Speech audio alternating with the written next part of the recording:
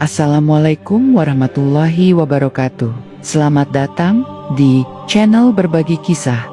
Di video ini, Anda akan menyaksikan kisah nyata yang selama ini jarang diungkap tentang seorang pendeta Hindu yang tiba-tiba mengucapkan 2 kalimat syahadat dan yang lebih mengejutkan, satu desa ikut masuk Islam bersamanya. Apa sebenarnya yang ia temukan? Kenapa dalam kitab sucinya sendiri, ia membaca nama Nabi Muhammad? Apakah benar Weda dan kitab Purana telah menyebut ciri-ciri Nabi terakhir? Dan apakah benar naskah kuno Hindu sudah menubuatkan kedatangan Rasulullah jauh sebelum Islam datang ke India? Kita akan telusuri bukti-buktinya, bukan dari dongeng, tapi dari teks asli kitab mereka sendiri. Inilah dokumenter Islam investigatif. Pendeta Hindu ini mengislamkan satu desa. Dan semua itu bermula dari tafsir ayat dalam kitab Weda. Bismillahirrohmanirrohim. Mari kita mulai ceritanya.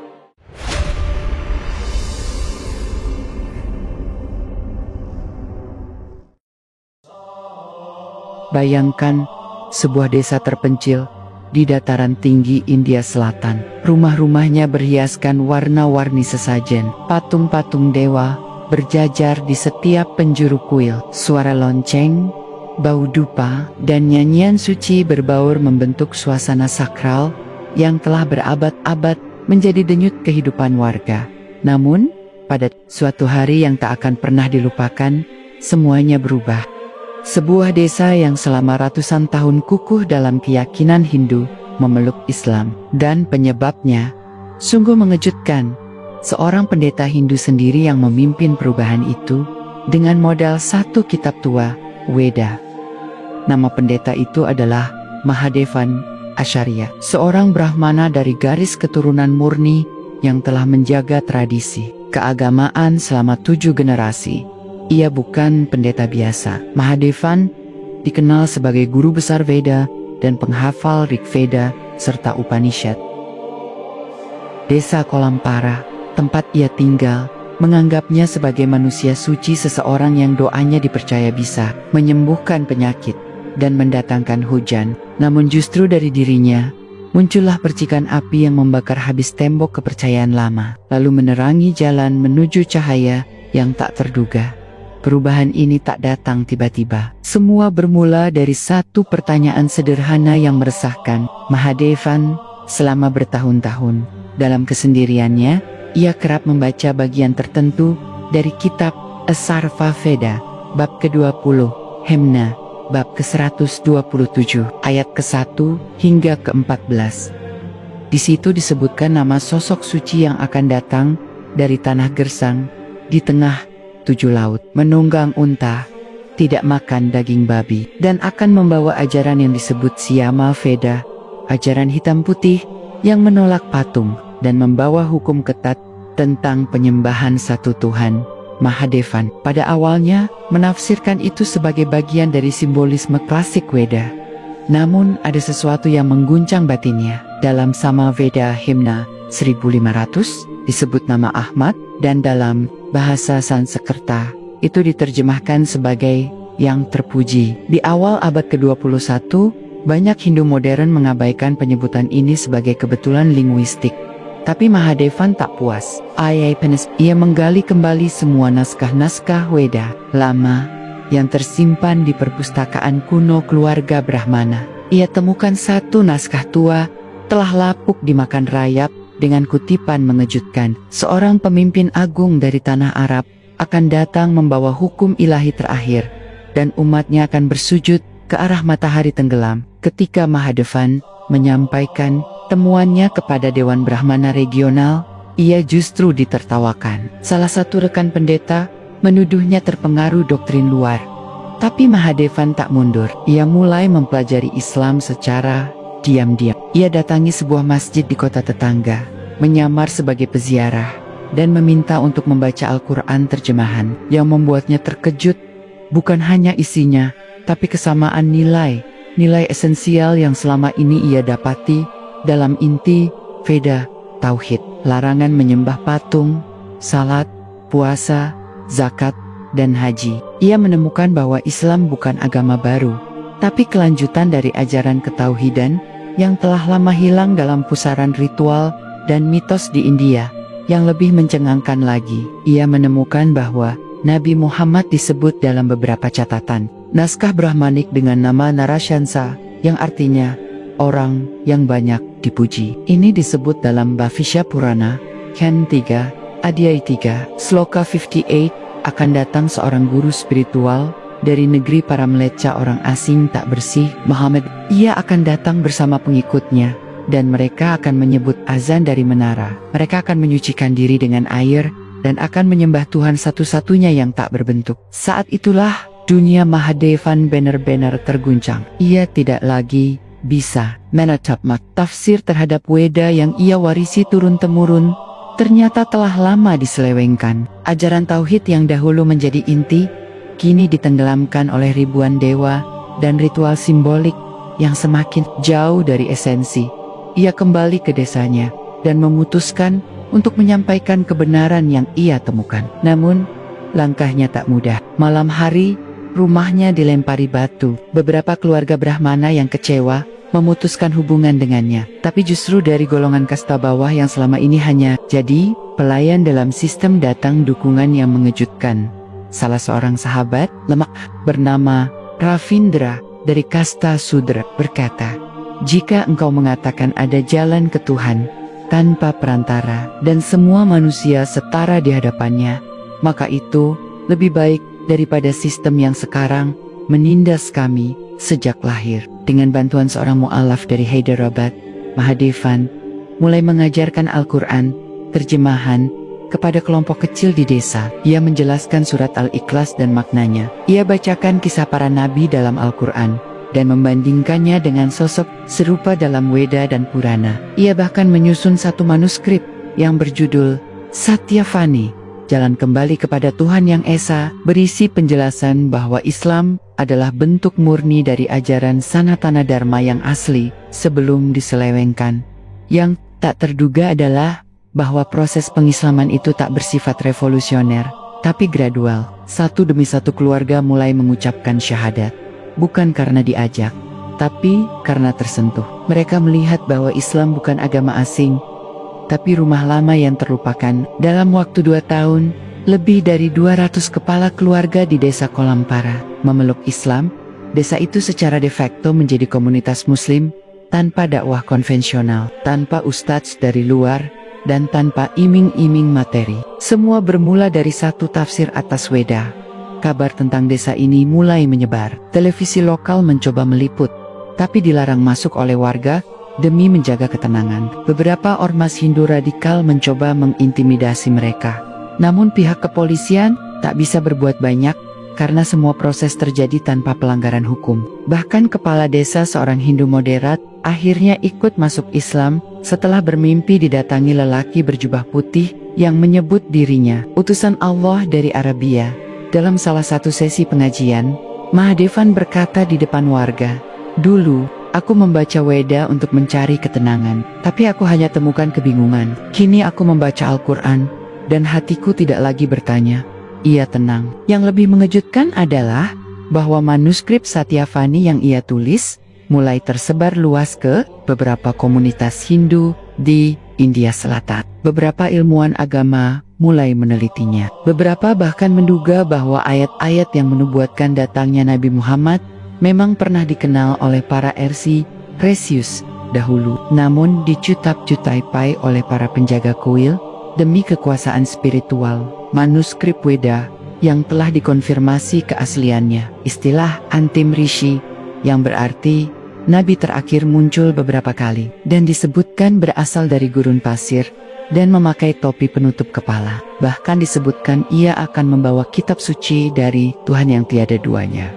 Fakta-fakta ini membuat sebagian kalangan Hindu mulai mempertanyakan sistem kepercayaan yang selama ini.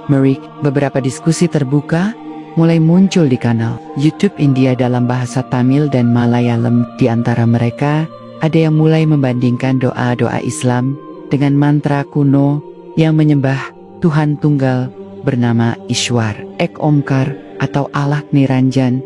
Semua merujuk pada satu zat yang esa, tidak beranak dan tidak diperanakkan. Mahadevan yang kini dikenal dengan nama Abdul Haq menjadi simbol perubahan yang tenang. Tapi dalam, ia tak mengecam Hindu, ia hanya mengembalikan tauhid yang hilang. Ia tak mencela dewa-dewa, ia hanya menunjukkan bahwa manusia tak perlu perantara untuk berbicara kepada pencipta. Ia tak mengancam, ia hanya memancarkan keyakinan yang tak tergoyahkan. Pada tahun ketiga setelah hijrah besar di desanya, ia diundang ke Madinah oleh seorang peneliti Islam Asia Selatan. Di sana, ia berdiri di depan raudah, meneteskan air mata, dan berkata, "Wahai Rasul Allah, aku datang dari tanah yang dahulu menyebut namamu dalam bahasa yang kini telah dilupakan. Aku temukan kebenaranmu bukan dari masjid, tapi dari naskah nenek moyangku. Dan aku bersaksi, engkau adalah yang terakhir, sebagaimana yang mereka tuliskan." Cerita ini bukan sekadar kisah mu'alaf, ini adalah bukti bahwa hidayah Allah bisa datang dari lembar-lembar kitab tua yang selama ini tertutup debu sejarah. Bahwa Islam bukan milik satu bangsa, tapi cahaya yang memancar, bahkan dari balik simbol yang selama ini kita anggap asing. Namun, ini belum berakhir. Masih banyak naskah-naskah Veda yang belum diterjemahkan. Masih banyak ayat-ayat dalam Purana yang diduga menyebut ciri-ciri Rasulullah secara samar. Dan masih banyak pendeta Hindu lainnya yang kini dayam-dayum mempelajari Al-Quran dan mencocokkannya dengan ayat-ayat mereka. Apakah ini pertanda bahwa sebuah kebangkitan sedang terjadi bukan lewat pedang, tapi lewat pena, bukan lewat debat, tapi lewat kesadaran? Dan seperti yang sering terjadi dalam setiap pergerakan besar sejarah, kebenaran yang terungkap tidak hanya melahirkan harapan, tapi juga memantik perlawanan. Setelah berita tentang Mahadevan alias Abdul Haq menyebar, kelompok-kelompok ekstrem di India mulai merespons. Beberapa organisasi keagamaan garis keras menyebarkan narasi bahwa konversi massal ini adalah bagian dari agenda asing. Mereka menuduh bahwa islamisasi desa adalah hasil cuci otak, bukan pencarian ilmiah atau spiritual. Namun mereka kesulitan membantah satu fakta penting. Tidak ada satupun insentif finansial, tekanan politik, atau intervensi lembaga luar yang terlibat. Semua bermula dari satu tafsir atas kitab mereka sendiri, Weda. Lalu muncul satu dokumen investigasi dari seorang akademisi India, Prof. Nandan Ramachandra, dosen senior sejarah agama-agama kuno di Delhi University. Dalam papernya yang kemudian bocor ke media alternatif, ia menulis, apa yang dilakukan oleh Mahadevan bukanlah pengkhianatan terhadap Hindu. Ia justru kembali kepada akar spiritualitas India yang sejati, yaitu monoteisme murni. Dan kita tidak bisa mengabaikan bahwa tokoh Narashansa dalam Purana memiliki kesamaan mutlak dengan Muhammad dari Arab, baik dari aspek historis, geografis, maupun karakteristik sosialnya. Pernyataan ini menjadi bom waktu. Universitas ditekan, Prof. Nandan ditangguhkan, dan papernya dihapus dari repositori daring. Namun, salinan digital sudah tersebar, dan inilah zaman di mana satu dokumen PDF bisa lebih berbahaya dari sejuta pasukan. Kegaduhan intelektual ini mendorong beberapa peneliti Muslim dari Hyderabad dan Kerala untuk membentuk satu tim studi lintas kitab. Mereka menyelidiki lebih jauh manuskrip Purana, Veda, dan Upanishad kuno yang belum pernah dipublikasikan secara luas. Dalam penggalian manuskrip kuno di Himachal Pradesh, ditemukan satu gulungan lontar dalam bahasa Sanskerta kuno yang disebut Agni Grantha. Isinya menyebutkan sosok suci dengan ciri berikut: tak menyembah berhala, menolak sistem kasta, mengajarkan sujud menghadap ke arah barat, menyucikan diri sebelum ibadah, melarang konsumsi darah dan babi, menikah, berperang, berdagang, dan disebut pemimpin akhir umat manusia. Nama sosok itu dalam gulungan disebut Mahanarashansa dan disebut akan lahir dari garis keturunan Ibrahim dan membawa kitab terakhir dari Dewa Tunggal yang tak dapat diganti oleh tangan manusia. Di situ pula disebutkan bahwa ajarannya akan menjangkau tanah yang bahkan tak pernah dikenal oleh para Brahmana, Temuan ini menambah daftar panjang bukti yang mengguncang, tapi ini juga membuat penguasa tradisional gelisah. Beberapa kuil di India mulai menutup akses ke perpustakaan manuskrip mereka. Pemerintah negara bagian bahkan membatasi izin digitalisasi kitab-kitab kuno. Namun satu demi satu salinan terus bocor ke dunia maya, diterjemahkan dan dipublikasikan oleh para mu'alaf intelektual India yang kini menyebut diri mereka sebagai Sanatana Muslims. Mereka tak menyebut diri mereka ex-Hindu. Mereka meyakini bahwa mereka telah kembali kepada ajaran spiritual murni sebelum distorsi ritual. Salah satu dari mereka, Dr. Suraj Islamnath, berkata dalam wawancaranya, "Kami tidak keluar dari tradisi kami. Kami justru menyucikan tradisi kami dari syirik dan kebohongan. Nabi Muhammad bukan lawan dari ajaran lama kami. Beliau adalah jawaban dari nubuat yang telah ribuan tahun kami tunggu, hanya saja kami terlambat menyadarinya." Gerakan ini perlahan menyebar. Desa-desa kecil mulai membuka madrasah. Anak-anak diajarkan membaca Al-Quran, tapi tetap memahami sejarah Weda sebagai bagian dari konteks lokal mereka. Mereka bukan Arabisasi. Mereka adalah Islamisasi berbasis sejarah India sendiri. Kembali ke Abdul Haq, mantan pendeta Hindu yang menjadi pelopor ini, ia kini lebih banyak diam.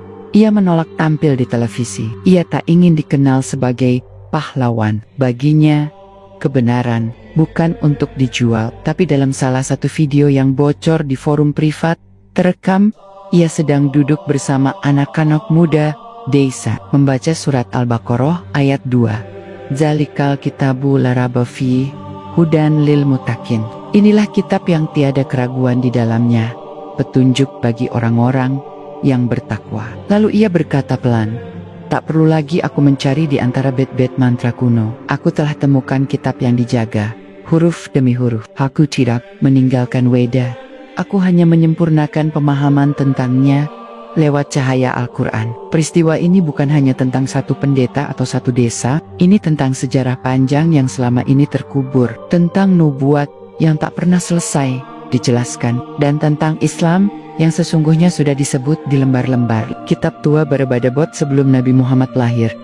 Pertanyaannya, jika Weda, Purana, dan kitab-kitab Hindu kuno ternyata memang menyimpan nubuat tentang Nabi terakhir, berapa banyak umat Hindu yang belum tahu? Dan siapa yang paling takut jika mereka tahu? Jejak-jejak ini masih berserakan. Banyak manuskrip kuno masih disimpan di gua, kuil, dan perpustakaan rahasia. Sebagian dijual di pasar gelap oleh kolektor sejarah. Sebagian lagi sengaja disembunyikan agar umat Hindu tidak mempertanyakan akar ajaran mereka. Namun, sejarah tidak bisa ditahan. Cahaya kebenaran selalu menemukan celah untuk keluar, bahkan dari balik lembaran kitab yang selama ini dianggap sebagai teks politeistik. Dan kini, desa-desa lain mulai bertanya. Namun semakin jauh Mahadevan kini dikenal sebagai Abdul Haq melangkah. Semakin jelas pula bahwa ia sedang menelusuri jejak sejarah yang sengaja dikaburkan. Ia menyadari bahwa perjalanannya bukan hanya soal perubahan pribadi atau konversi massal satu desa. Ia telah membuka lembaran sejarah yang selama ini tertutup rapat oleh penguasa spiritual dan institusi keagamaan yang enggan mempertanyakan akar keyakinan mereka. Satu fakta mengejutkan muncul ketika Abdul Haq mengakses Sanskrit Research Center di Tiruvananthapuram. Di sana, ia menemukan katalog manuskrip kuno yang belum diterjemahkan ke bahasa modern. Salah satunya adalah naskah Pratisarga Parva dari kitab Bhavishya Purana, bagian yang banyak disensor dalam publikasi resmi. Dalam salinan naskah kuno versi prakolonial itu, disebutkan secara gamblang pertemuan antara Raja Bohoj dari India kuno dengan seorang nabi dari bangsa Melaka Arab bernama Muhammad atau Muhammad. Dalam dialog itu, sang nabi memperkenalkan ajarannya yang berlandaskan satu Tuhan dan menghapus semua bentuk penyembahan berhala. Disebutkan juga bahwa umatnya akan menyembah di tempat suci bernama Makkah, bersujud 5 kali sehari, dan menyucikan diri dengan air sebelum ibadah. Raja Boh bahkan memerintahkan rakyatnya untuk mencatat ajaran itu sebagai ajaran suci masa depan yang akan menyebar ke seluruh dunia. Fakta ini sungguh mengguncang, sebab selama ini versi Bhavishya Purana yang beredar telah mengalami banyak penghapusan pada bagian-bagian tersebut. Ketika Abdul Haq membandingkan versi manuskrip asli yang ditulis di atas daun lontar dengan versi cetak modern, perbedaan sangat mencolok. Ayat-ayat yang menyebut ciri-ciri Nabi Muhammad telah dihapus atau diubah dengan istilah ambigu.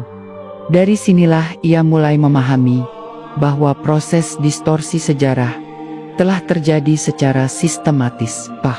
Kolonialisme datang. Ia menyimpulkan bahwa ajaran Islam sejatinya bukan asing bagi India, melainkan pernah disinggung dan dinubuatkan dalam budaya dan literatur lokal berabad-abad. Sebelum Islam menyentuh tanah Hindustan secara fisik, dan saat ia kembali ke desanya, kini yang dulunya adalah kuil besar telah dialihfungsikan dengan damai menjadi masjid. Patung-patung telah disingkirkan dengan cara yang tidak provokatif, bukan dibakar, bukan dihancurkan, melainkan dipindahkan dengan penghormatan. Karena Abdul Haq mengajarkan bahwa kita tidak memusuhi batu, tapi memurnikan pemahaman bersama warga desa.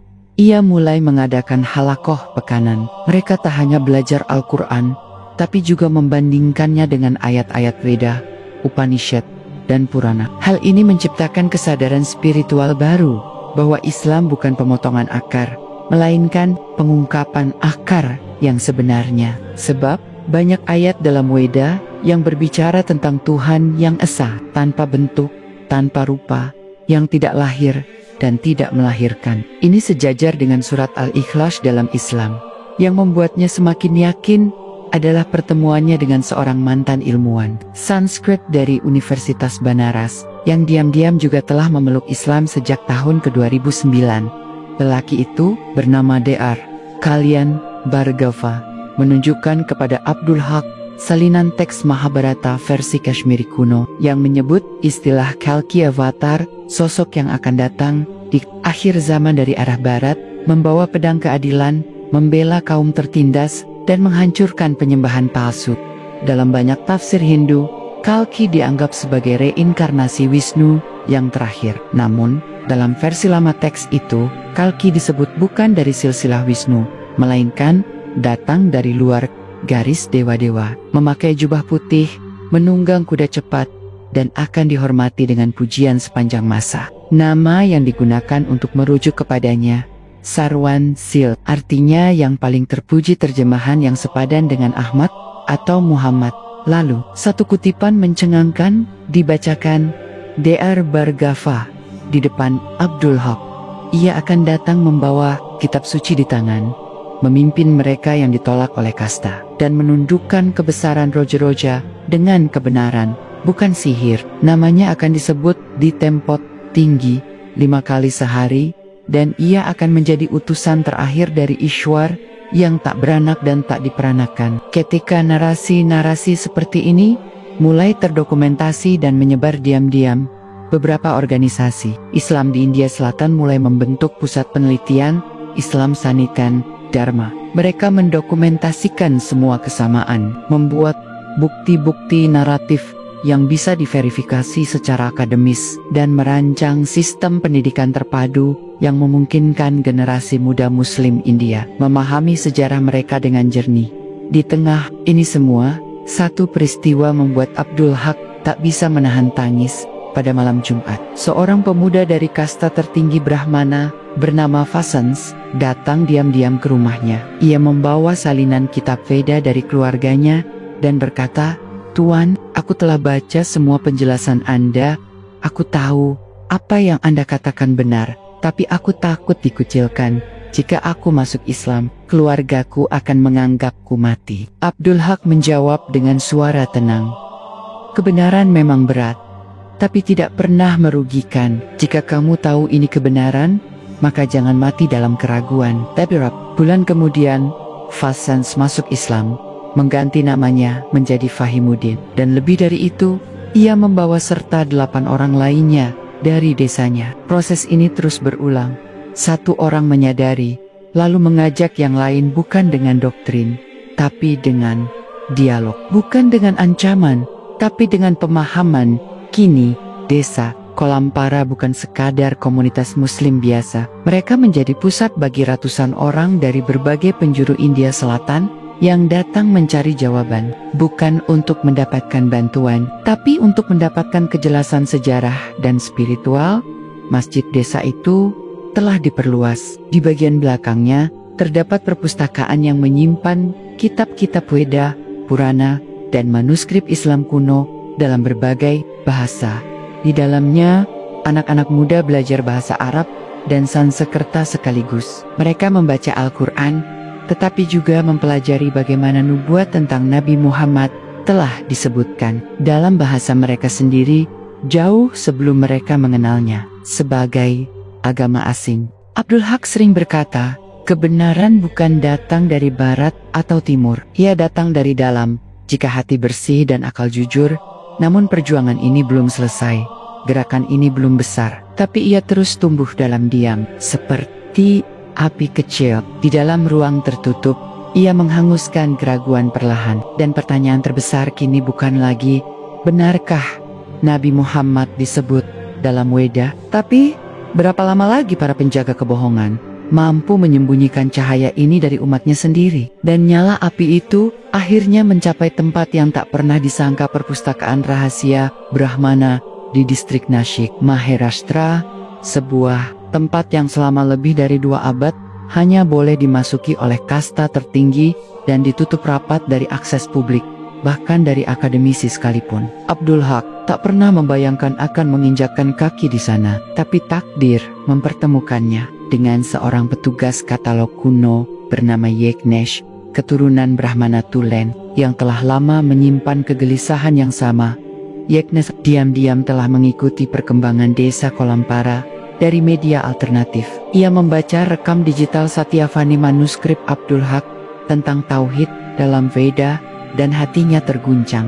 Sebagai pengelola naskah-naskah purba yang tak pernah dibuka oleh publik, ia tahu persis bahwa banyak bagian dalam Rig Veda dan Bhavishya Purana telah disensor bahkan oleh kalangan mereka sendiri. Yeknesh berkata lirih, jika saya membiarkan Anda masuk dan melihat sendiri apa yang kami simpan, akankah Anda menggunakan pengetahuan itu untuk menghancurkan kami atau untuk membebaskan kami? Abdul Haq menjawab, saya tidak datang untuk menghancurkan keyakinan siapapun. Saya datang untuk menyingkap apa yang telah disembunyikan dari kita semua, termasuk dari Anda. Dengan jantung berdegup keras, keduanya menyusuri lorong perpustakaan batu yang lembab dan gelap. Mereka tiba di sebuah ruangan terkunci berlapis kayu jati. Hanya dapat dibuka dengan 3 kunci yang disimpan oleh 3 keluarga Brahmana tua. Disitulah tersimpan kumpulan naskah Agni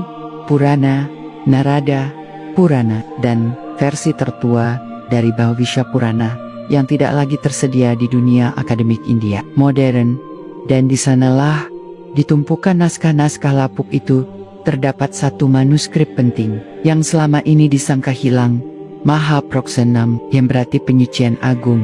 Isinya adalah wawancara mitologis antara seorang orang suci bernama Vidyaranya dengan Dewa Langit tentang masa depan dunia dan datangnya pemimpin penutup zaman. Dalam naskah itu dituliskan dengan sangat jelas, ia akan datang di akhir zaman dosa dari negeri yang tidak disinari oleh Sarasvati. Ia tak akan meminum anggur, tak akan menyentuh wanita tanpa akad, dan akan menjadi teladan bagi para pencari kebenaran. Namanya akan disebut sebagai Muhammad, dan kitabnya akan disebut sebagai Alkitab. Bahkan disebutkan pula ciri fisiknya, berjanggut lebat, wajah bersinar, daun mengganoken, kain putih tanpa sulaman. Ia akan menjadi rahmat bagi dunia, dan ajarannya akan menembus batas-batas kasta dan negara.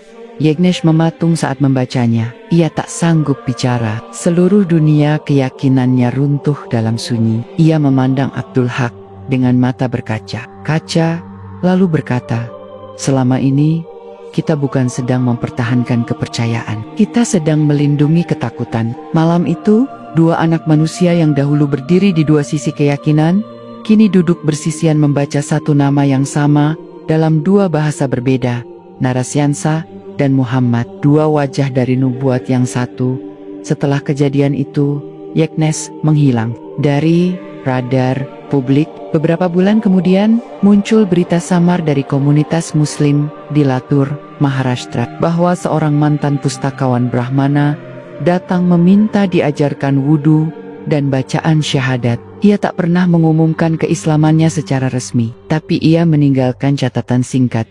Aku tak masuk agama baru. Aku hanya berhenti menyangkal siapa yang selama ini sudah disebut oleh kitab kami sendiri. Sementara itu, di Kalempara, gelombang pencari kebenaran terus berdatangan. Beberapa datang bukan untuk masuk Islam langsung, tapi untuk mendengar, menimbang, dan mengonfirmasi. Banyak dari mereka adalah intelektual Hindu yang sebelumnya mencibir gerakan ini sebagai imajinasi ekstrem. Tapi setelah membaca langsung kutipan manuskrip asli yang belum tersentuh pengeditan kolonial, mereka mulai mempertanyakan semua yang selama ini mereka pelajari di ashram dan pusat-pusat Vedanta.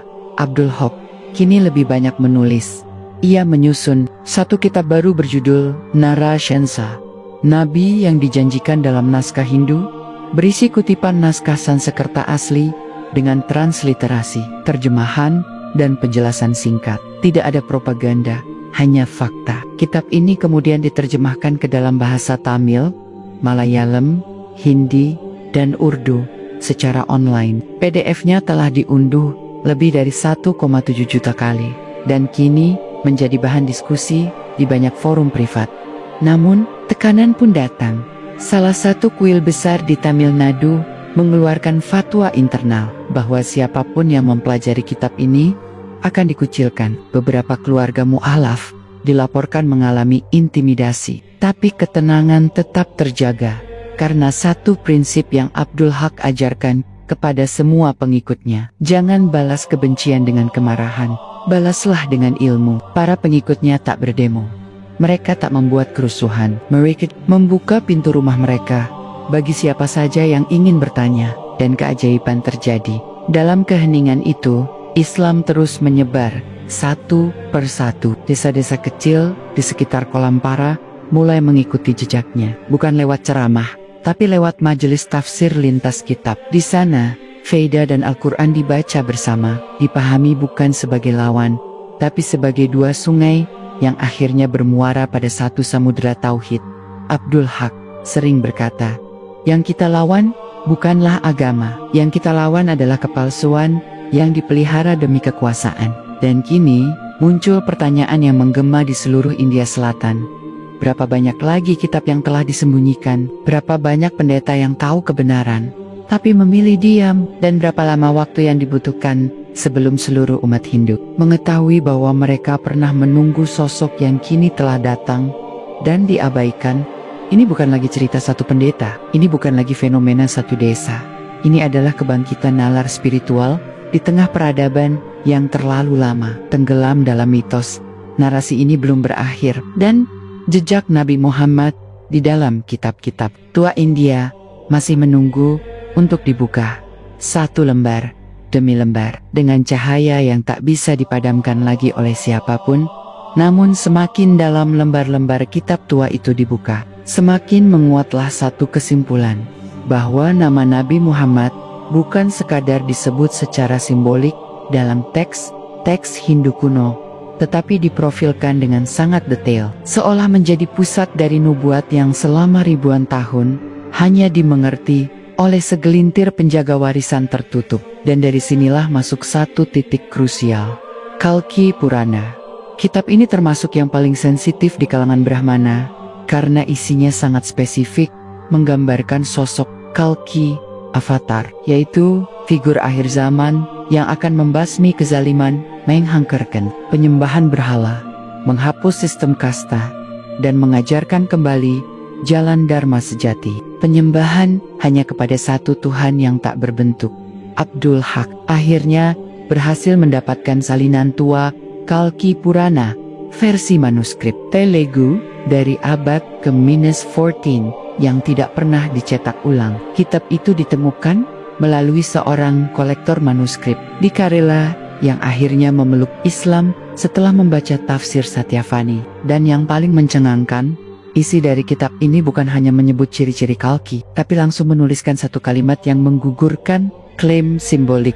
Namanya adalah Muhammad yang agung. Dari tanah padang pasir yang diberkahi, ia akan datang dengan kitab dari langit, menunggang kuda putih, berarti kendaraan cepat, membawa pedang spiritual untuk menghancurkan kegelapan. Kata Muhammad dalam Sanskerta adalah padanan langsung dari Muhammad dalam bahasa Arab. Don kata kitab dari langit tidak pernah sebelumnya dilekatkan pada tokoh manapun dalam literatur Hindu, kecuali dalam naskah ini yang secara tersirat menunjukkan bahwa Kalki Avatar bukanlah mitos masa depan India, tapi realitas sejarah dari negeri Arabia dalam versi Kalki Purana yang telah dimodifikasi. Kalimat-kalimat ini dihilangkan atau diubah menjadi bentuk puitis yang tak dapat diverifikasi. Tapi manuskrip asli yang disalin tangan dengan tinta pala hitam dan daun lontar itu masih utuh dan difoto halaman per halamannya oleh Abdul Haq dan timnya untuk dokumentasi digital sebagai bukti sejarah. Dan di titik inilah gerakan ini mulai mendapat perhatian dunia luar. Sebuah universitas Islam di Turki mengundang Abdul Haq untuk mempresentasikan temuannya. Dalam forum tersebut hadir para peneliti dari Iran, Pakistan, Indonesia hingga Bosnia. Mereka tercengang ketika melihat bahwa sosok Nabi Muhammad telah dinubuatkan bukan hanya dalam Injil dan Taurat, tapi juga dalam teks-teks Veda dan Purana yang bahkan lebih tua secara tulisan daripada banyak dokumen Injil modern. Salah satu profesor dari Malaysia berkata, selama ini kita hanya berbicara tentang Islam sebagai kelanjutan dari Yahudi dan Kristen. Tapi yang kita abaikan adalah bahwa kebangkitan Nabi Muhammad juga telah disebutkan dalam budaya-budaya timur. Dan inilah bukti yang tak bisa diabaikan lagi. Presentasi itu mengguncang. Tim peneliti mulai memetakan penyebaran istilah Narashansa, Kalki, dan Muhammad dalam lebih dari 200 manuskrip Hindu dari India, Selatan, dan Utara. Mereka menemukan pola bahwa setiap zaman selalu memiliki versi petunjuk masa depan yang merujuk pada satu figur yang sama dengan lokasi, karakter, bahkan metode dakwah yang identik dengan kehidupan Rasulullah. Kembali ke India, Abdul Haq sadar bahwa langkahnya akan menuai gelombang penolakan besar. Dan benar saja, tak lama setelah forum itu, pemerintah daerah mulai memantau gerak-geriknya. Beberapa oknum mendesak agar kegiatan perbandingan kitab di desanya dihentikan. Tapi ia tetap tenang. Ia tidak sedang mengislamkan desa dengan cara frontal. Ia hanya mempertemukan manusia dengan kebenaran yang terkubur dalam kitab mereka sendiri. Dan nyatanya, orang-orang datang sendiri, mencari, menyalin, dan menyebarkan, bukan karena diajak, tapi karena mereka menemukan logika yang tak terbantahkan.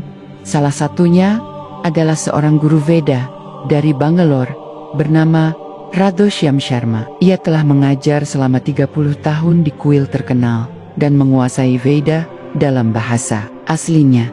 Tapi setelah membaca versi manuskrip asli Bahusha Purana dan Kalki Purana, ia goyah. Ia berkata, selama ini aku merasa ajaranku benar karena aku tak pernah membuka teks yang disembunyikan. Tapi setelah membaca ini, aku sadar bahwa Islam bukan agama asing. Ia adalah cahaya yang telah dinubuatkan ribuan tahun lalu.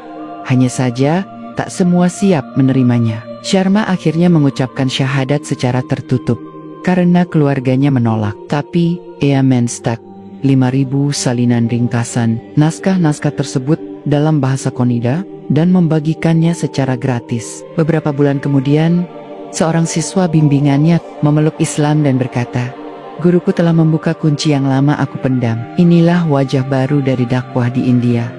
Bukan lewat mimbar, bukan lewat perdebatan, tapi lewat dokumen sejarah yang dibuka perlahan. Lewat dialog jujur tentang apa yang selama ini disembunyikan atas nama tradisi.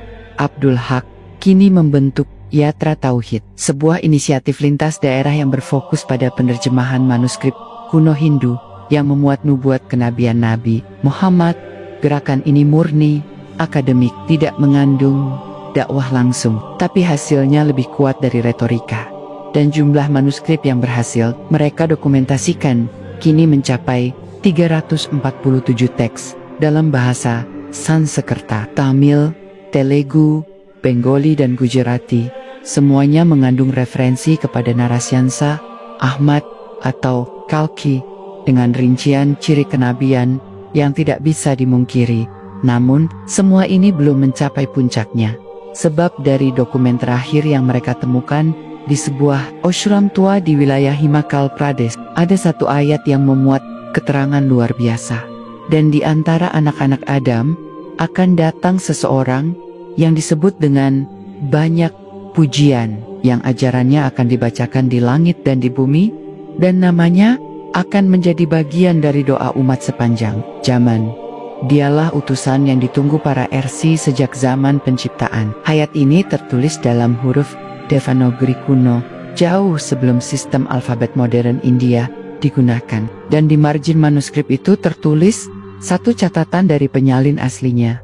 Jika engkau menemukan tulisan ini, ketahuilah bahwa engkau telah melihat wajah kebenaran. Jangan ulangi kesalahan kami menyembunyikannya. Abdul Haq terdiam lama di depan ayat itu. Ia tahu, ini bukan sekadar penemuan sejarah.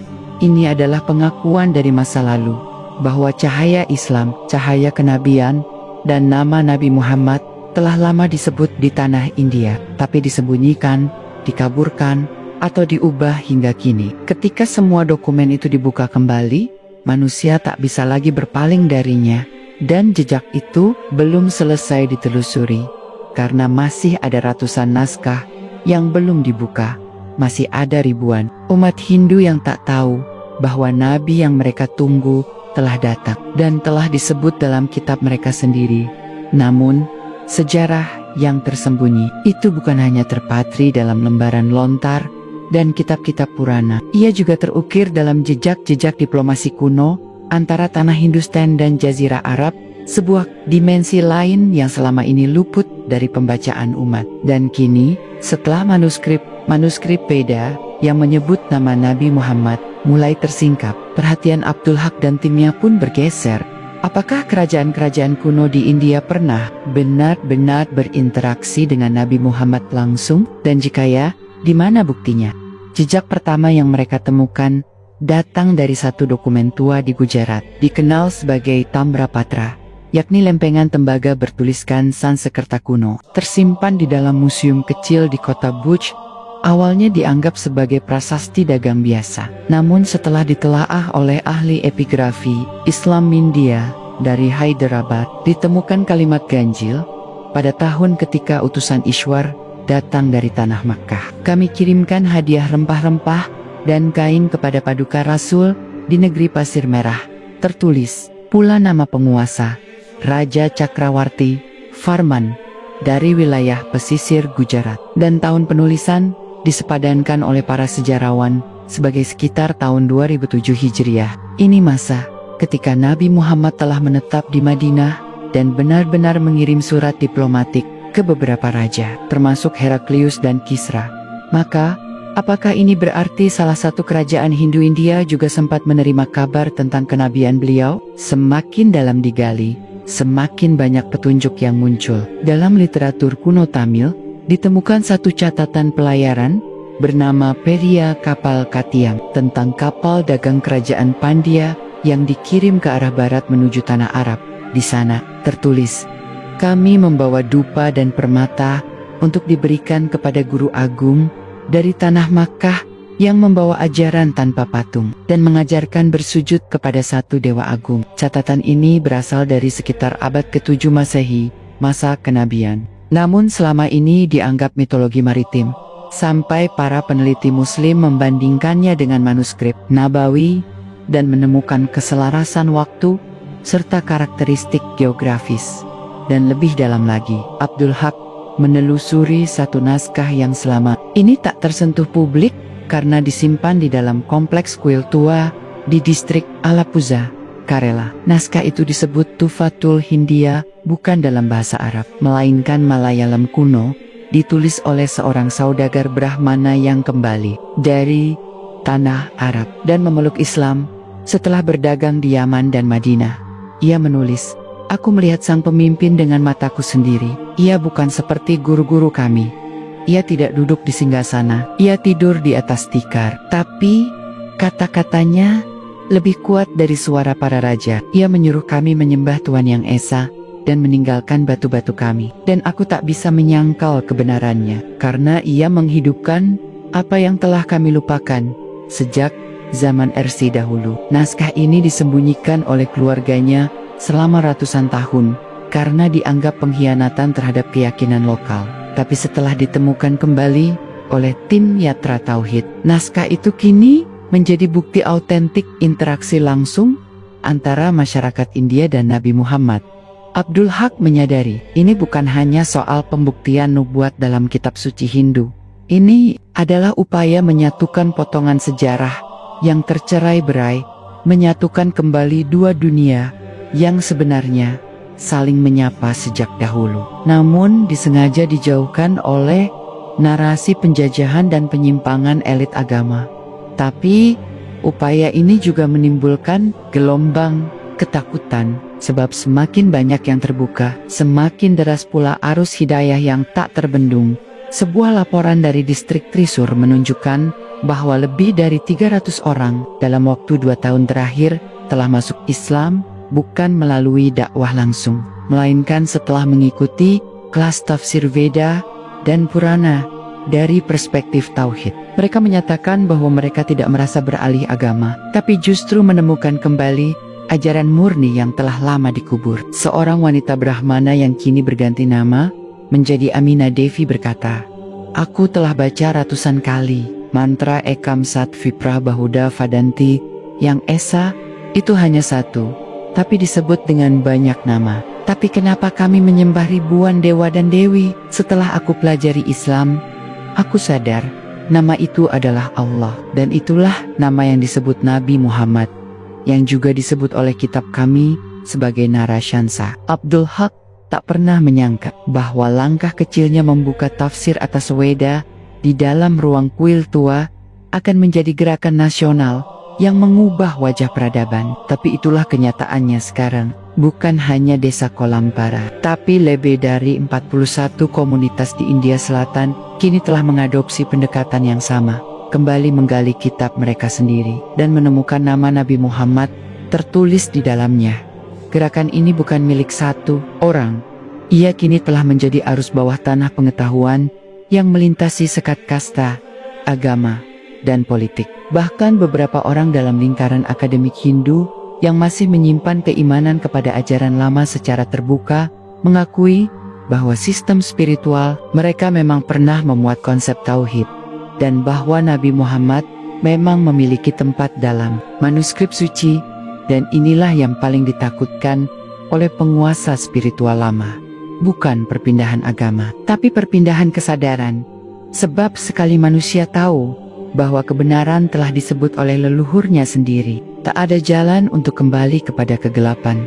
Kini, Abdul Haq tengah menyusun satu proyek besar, Digital Archive of Prophetic Mentions in Indian Scriptures, arsip digital terbuka berisi semua naskah autentik yang memuat nubuat kenabian Muhammad dalam tradisi Sanatana Dharma. Timnya telah memindai lebih dari 7.000 halaman dari 28 perpustakaan kuil dan ashram, dan semuanya akan dibuka kepada publik internasional dalam 3 bahasa, Sanskerta, Arab, dan Inggris.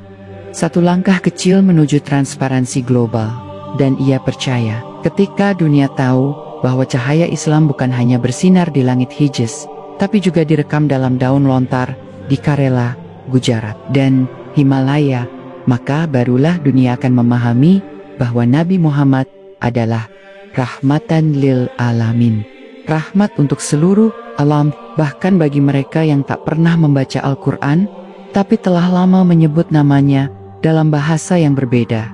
Sejarah yang terkubur sedang dibongkar, dan kita semua sedang menyaksikan kebangkitan kebenaran yang tak bisa dihentikan oleh batas agama, budaya, atau geografi, karena Nabi Muhammad telah lama disebut oleh mereka yang tak mengenalnya, dan kini Mereka mengenalnya bukan dari mulut orang lain, tapi dari kitab suci mereka sendiri. Namun, untuk memahami mengapa semua ini bisa tersembunyi begitu lama, kita harus menyingkap babak kelam yang jarang disentuh oleh sejarah resmi. India, intervensi kolonial Inggris dalam penyusunan ulang teks keagamaan Hindu. Inilah bagian yang tidak banyak diketahui, bahkan oleh kaum terpelajar India sendiri, bahwa sejumlah nubuat tentang Nabi Muhammad yang dahulu terang-terangan ditulis dalam kitab-kitab Hindu secara sistematis, dihapus, disamarkan, atau ditafsir ulang oleh para orientalis dan elit Brahmana kolaborator demi menjaga dua hal, kekuasaan dan stabilitas sosial berbasis kasta. Jejaknya bermula dari abad ke-18 saat East India Company mulai memperluas kekuasaan dari Bengal ke selatan India. Inggris menyadari satu hal penting, bahwa jika mereka ingin menjajah India secara total, mereka tidak cukup hanya menguasai ekonomi. Mereka harus mengendalikan struktur sosial dan spiritual India. Dan mereka menemukan sekutu alami dalam sistem kasta Brahmana. Disinilah muncul tokoh penting, Sir William Jones, orientalis Inggris, yang dianggap sebagai bapak studi Sanskerta modern. Ia bukan sekadar penerjemah, tapi arsitek narasi ulang. Di bawah pengawasannya, banyak kitab Hindu diterjemahkan ke dalam bahasa Inggris untuk kebutuhan pemerintahan kolonial. Namun proses ini bukan sekadar penerjemahan, melainkan rekonstruksi. Diam-diam, manuskrip Bahuvishya Purana yang dalam versi asli menyebutkan nama Muhammad dan Nabi dari Melaka Arab, diterjemahkan dengan banyak bagian disensor. Kalimat yang menyebut syahadat dan sholat 5 kali sehari diubah menjadi ritual asing atau ajaran barbar dari barat. Di beberapa bagian, nama Narasyansa diganti menjadi kata netral, seperti seseorang yang dihormati. Seluruh rangkaian ayat tentang Kalki yang membawa kitab dan menyeru pada satu Tuhan dihapus atau disamarkan dalam terjemahan versi Inggris. Tindakan ini diperkuat dengan kerjasama sejumlah elit Brahmana lokal yang memiliki kepentingan untuk menjaga posisi tertinggi dalam sistem kasta. Mereka menyadari bahwa jika konsep tauhid Islam yang menolak kasta dan menyerukan kesetaraan menyebar luas ke lapisan masyarakat bawah, maka seluruh bangunan kuasa spiritual mereka akan runtuh. Maka mereka mendukung sensor ini secara diam-diam dan membantu menciptakan narasi bahwa Islam adalah agama asing yang tidak pernah disebut dalam kitab suci kita. Padahal manuskrip-manuskrip asli yang kini disingkap satu persatu oleh Abdul Haq dan tim Yatra Tauhid membuktikan sebaliknya. Fakta ini diperkuat dengan laporan akademik yang hampir terlupakan. Riset dari Dr. Syed Abdul Latif, seorang cendekiawan Muslim India yang pada tahun 1940-an menulis buku berjudul The Last Prophet in Hindu Scripture. Ia mendapatkan akses ke beberapa versi awal manuskrip Weda sebelum diedit ulang oleh lembaga oriental Inggris. Dalam risetnya, ia menunjukkan bahwa istilah seperti Ahmad, Muhammad, Narasyansa, dan Kalki semula diperlakukan sebagai real figures, bukan simbolisme mitologis. Namun dalam edisi terbitan kolonial, semuanya ditafsir ulang sebagai metafora spiritual. Lalu muncul pertanyaan besar, mengapa penjajah Inggris begitu takut pada nama Nabi Muhammad dalam teks Hindu? Jawabannya sederhana tapi dalam, karena mereka tahu sejarah bahwa Islam pernah menyapu India bukan dengan pedang, tapi dengan ide kesetaraan manusia, bahwa ketika orang Dalit, Sudra dan kastanya tak diakui, Islam datang dan memanggil mereka saudara. Penjajah Inggris khawatir jika rakyat India tahu bahwa agama yang selama ini mereka takuti justru disebut dalam kitab mereka sendiri sebagai jalan kebenaran, maka tidak ada lagi yang bisa menghentikan kebangkitan spiritual rakyat kecil India. Dan itu berarti runtuhnya tatanan kolonial serta kasta. Dan kini, setelah ratusan tahun kebohongan itu tertanam, generasi baru umat Hindu mulai menemukan bahwa kokik bayat mereka telah ditipu secara spiritual.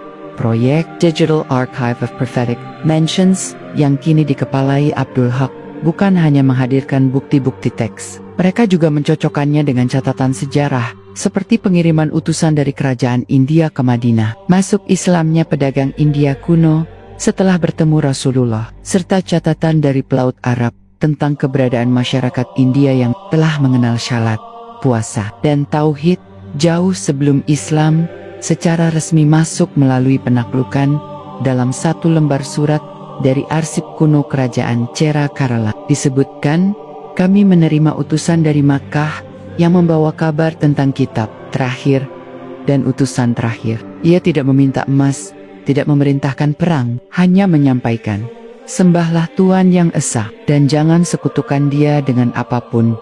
Surat itu ditulis oleh seorang menteri istana yang akhirnya dikenal sebagai Malik Ibnu Dinar, tokoh penyebar Islam pertama di pesisir barat India. Surat itu selama ini tersimpan di Museum Islam Kuno di Kozik, namun nyaris tak dikenal oleh publik luas.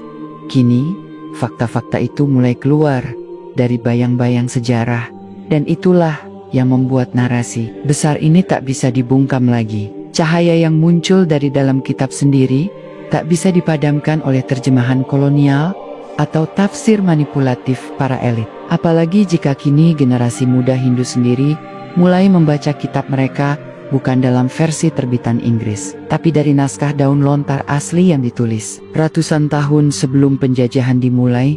Abdul Haq sering mengatakan di hadapan para muridnya, musuh terbesar bukanlah kebodohan, musuh terbesar adalah pemalsuan yang dibungkus ilmu. Dan inilah yang terjadi pada sejarah kita. Hari ini, di desa Kolampara orang-orang tak lagi memerlukan pembicara retoris atau ustaz terkenal. Yang mereka perlukan adalah akses pada teks asli, kemampuan membaca, dan ruang diskusi yang bebas. Di masjid yang dulunya adalah kuil, kini ada ruang baca dengan manuskrip digital, tempat anak-anak muda Hindu datang bukan untuk langsung masuk Islam, tapi untuk membaca kembali jati diri mereka yang lama dikubur. Dan hasilnya mengejutkan. Dalam 1 tahun terakhir, lebih dari 200 keluarga di luar desa Kolampara menyatakan masuk Islam tanpa pernah dijumpai oleh pendakwah. Mereka hanya membaca kutipan Purana dan Veda, lalu menelusuri sejarah Nabi Muhammad, dan mereka sampai pada kesimpulan yang sama. Inilah Nabi yang telah disebut oleh para RC, telah dijanjikan dalam kitab kami sendiri. Gerakan ini kini menyebar ke India Utara. Beberapa akademisi di Varanasi, kota yang dikenal sebagai pusat Brahmanisme, mulai membuka diskusi tentang kemungkinan kesamaan antara ajaran Brahman Nirguna Tuhan tanpa rupa dengan konsep tauhid dalam Islam. Mereka menyebut bahwa mungkin saja umat Hindu telah lama kehilangan arah karena terlalu larut dalam simbolisme, padahal leluhur mereka dahulu menyembah Tuhan yang esa, dan nama Nabi Muhammad pun mulai dibaca oleh lidah-lidah yang dahulu mengabaikannya. Narasi ini bukan sedang dimulai, ia sedang bangkit. Dan ketika seluruh umat manusia tahu bahwa nama Nabi Muhammad bukan hanya disebut oleh Injil atau Taurat, tapi juga telah terpatri dalam naskah yang paling dihormati di India, maka tak akan ada lagi yang mampu berkata, kami tidak tahu. Namun seperti setiap gelombang perubahan yang menyentuh jantung kekuasaan, kebangkitan ini mulai mengusik pusat-pusat pengaruh spiritual dan politik India modern. Bukan karena ribuan orang berpindah keyakinan secara terbuka, tetapi karena prosesnya tak bisa dikendalikan. Karena bagi para penjaga sistem lama, apa yang terjadi bukan sekadar pergeseran kepercayaan, melainkan ancaman terhadap struktur yang selama ini menopang superioritas kasta, otoritas kuil, dan narasi resmi nasionalisme religius. Laporan intelijen sipil mulai mencatat anomali ideologis di sejumlah distrik. Mereka menemukan bahwa aktivitas yang berlabel kajian sejarah kitab secara perlahan mengubah persepsi umat Hindu terhadap Islam. Tapi yang paling membuat mereka bingung adalah tidak ada paksaan, tidak ada dana asing, tidak ada gerakan politik, hanya teks-teks lama yang dibacakan kembali dan menyulut cahaya dalam hati. Salah satu titik panasnya adalah distrik Udupi, Karnataka. Di wilayah ini, seorang Brahmana muda bernama Laksminarayana Dev lulusan S2 Filsafat. Sansekerta mengaku dalam forum terbatas bahwa ia telah menemukan lebih dari 19 ayat dalam Asarva Veda dan Bhavisya Purana yang secara langsung mencocokkan karakteristik Nabi Muhammad dengan deskripsi utusan terakhir dari padang pasir. Ia menyusun makalah pendek berjudul Provokta Antima, The Last Prophet, Foretold in the Vedas. Makalah itu disebarkan ke 12 kampus Hindu tradisional, tapi kemudian ia menjeleng tak ada berita resmi, tak ada konferensi pers, tak ada bantahan, hanya satu potong informasi dari dosen rekanannya, bahwa setelah makalahnya tersebar, ia diberhentikan dari lembaga keagamaannya, keluarganya menolak mengakuinya, dan ia kini tinggal di lokasi yang dirahasiakan di Kerala. Namun sumber-sumber internal mengungkap bahwa Laksminarayana Dev telah mengucapkan syahadat secara pribadi dan mengganti namanya menjadi Fadler Rahman, dan kabar menggemparkan datang dari Banaras Hindu University, salah satu institusi Hindu paling bergengsi di India Utara. Seorang dosen tamu dari luar negeri yang mengajar perbandingan agama mempresentasikan kutipan dari Rigveda Mandala 1 Him 13,3 yang menyebutkan tentang seorang penyampai wahyu dari arah barat yang akan menolak pemujaan kepada api dan membawa umat kepada Tuhan satu-satunya yang tidak bisa dilihat tapi menguasai segala sesuatu. Sontak terjadi keributan di forum. Sebagian dosen menuduh pemutarbalikan teks, tapi yang membuat mereka tak berdaya adalah fakta bahwa kutipan itu berasal dari manuskrip asli yang telah difoto dan disahkan oleh Lembaga Manuskrip Nasional India sendiri, dan di bawahnya tertulis dalam komentar tangan penyalin, Nabi ini akan datang setelah waktu para dewata berakhir, dan dialah penyempurna semua hukum langit. Tafsir terhadap ayat itu selama ratusan tahun telah dikaburkan menjadi ramalan siklus dharma biasa. Namun setelah kontekstualisasi silang dengan ayat-ayat serupa dari Purana dan Kalki, hanya ada satu kesimpulan yang tak bisa dielakkan. Kitab Hindu secara akurat menyebut ciri, misi, dan wilayah kenabian Muhammad bin Abdul Haq dan timnya, mencatat lebih dari 79 pengakuan tidak resmi dari dosen, guru spiritual, dan pustakawan di India yang menyadari kebenaran nubuat itu, namun memilih diam demi menjaga keselamatan keluarga dan reputasi sosial. Mereka sadar, jika mereka berbicara, seluruh komunitas akan mengguncang tatanan lama. Tapi diam bukan berarti tidak bergerak.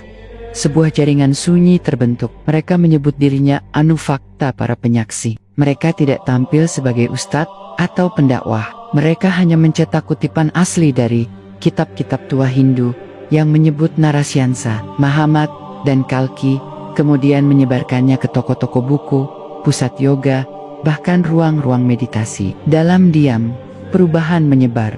Salah satu tindakan paling berani terjadi di Mumbai ketika seorang guru spiritual terkenal menyisipkan dalam ceramah publiknya bahwa ajaran tauhid bukan hanya milik Islam, tapi juga milik Vedanta murni. Ia tak menyebut nama Nabi Muhammad secara langsung, tapi di akhir ceramah, ia membaca salah satu puisi kuno dari Vishnu Purana. Akan datang satu yang menyatukan langit dan bumi. Ia akan memutus kekacauan zaman besi, dan cahaya wajahnya akan menyilaukan para penipu agama. Seluruh ruangan sunyi. Mereka tahu siapa yang dimaksud, dan semua ini terjadi tanpa ada kampanye, tanpa ada mimbar, tanpa ada bendera. Hanya kitab, fakta, dan hati nurani. Gerakan ini tidak berteriak, tapi just karena itu, ia tak bisa dicegah. Karena sekali seseorang menemukan bahwa namanya Nabi Muhammad telah disebut dalam kitab nenek moyangnya, tak ada propaganda yang bisa mematikan cahaya itu. Dan pertanyaan besar pun bergema di seluruh pelosok India, jika benar Nabi Muhammad telah disebut dalam Weda, Purana, bahkan prasasti kerajaan, lalu siapa yang selama ini menyembunyikannya dari kita? Dan jawabannya sedang ditulis ulang oleh mereka yang berani melihat, dan mereka bukan ustadz, bukan misionaris. Mereka adalah para penjaga kitab tua yang akhirnya bersaksi bahwa apa yang tertulis di dalamnya bukan sekadar cerita mitologi, tapi cahaya nubuat yang kini bersinar kembali di tanah para RC. namun seperti ombak yang tak bisa lagi ditahan karang. Narasi ini terus menyapu bukan hanya desa-desa dan lembaga akademik di India, tapi juga menggema ke dunia Islam internasional. Ketika berita tentang bukti-bukti kuat kenabian Nabi Muhammad dalam kitab Hindu tersebar ke Timur Tengah, Asia Tenggara, dan bahkan Barat, dunia Muslim pun mulai melihat India dengan cara yang berbeda. Bukan lagi sebagai negeri dengan ratusan juta non-Muslim yang harus didakwahi dari luar, tapi sebagai tanah warisan nubuat yang selama ini menyembunyikan cahayanya di balik bayang sendiri.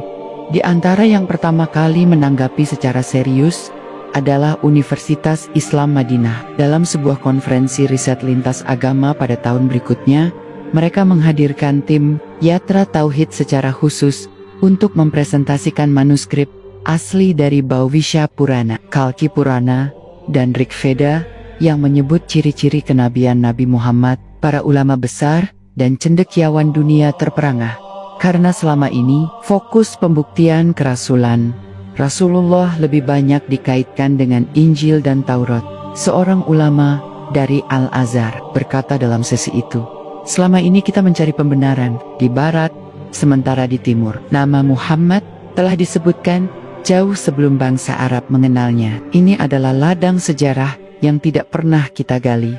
Dampaknya luar biasa." Sejumlah lembaga riset Islam pun mulai menjalin kerjasama dengan tim Abdul Haq untuk melakukan digitalisasi dan verifikasi silang terhadap semua manuskrip Hindu yang mengandung unsur nubuat. Mereka tidak sekadar mengarsipkan, tetapi membentuk database terbuka berjudul Prophecies Beyond the Semitic Line, yakni nubuat-nubuat Nabi Muhammad dalam tradisi non-Yahudi dan non-Nasrani. Dokumen-dokumen India menjadi inti utama dari proyek tersebut. Dan dunia pun mulai menyadari bahwa Nabi Muhammad bukan hanya penutup nabi bagi Arab atau bagi pengikut Taurat dan Injil, tapi bagi seluruh umat manusia, termasuk bangsa-bangsa yang dahulu dianggap terpisah dari jejak wahyu.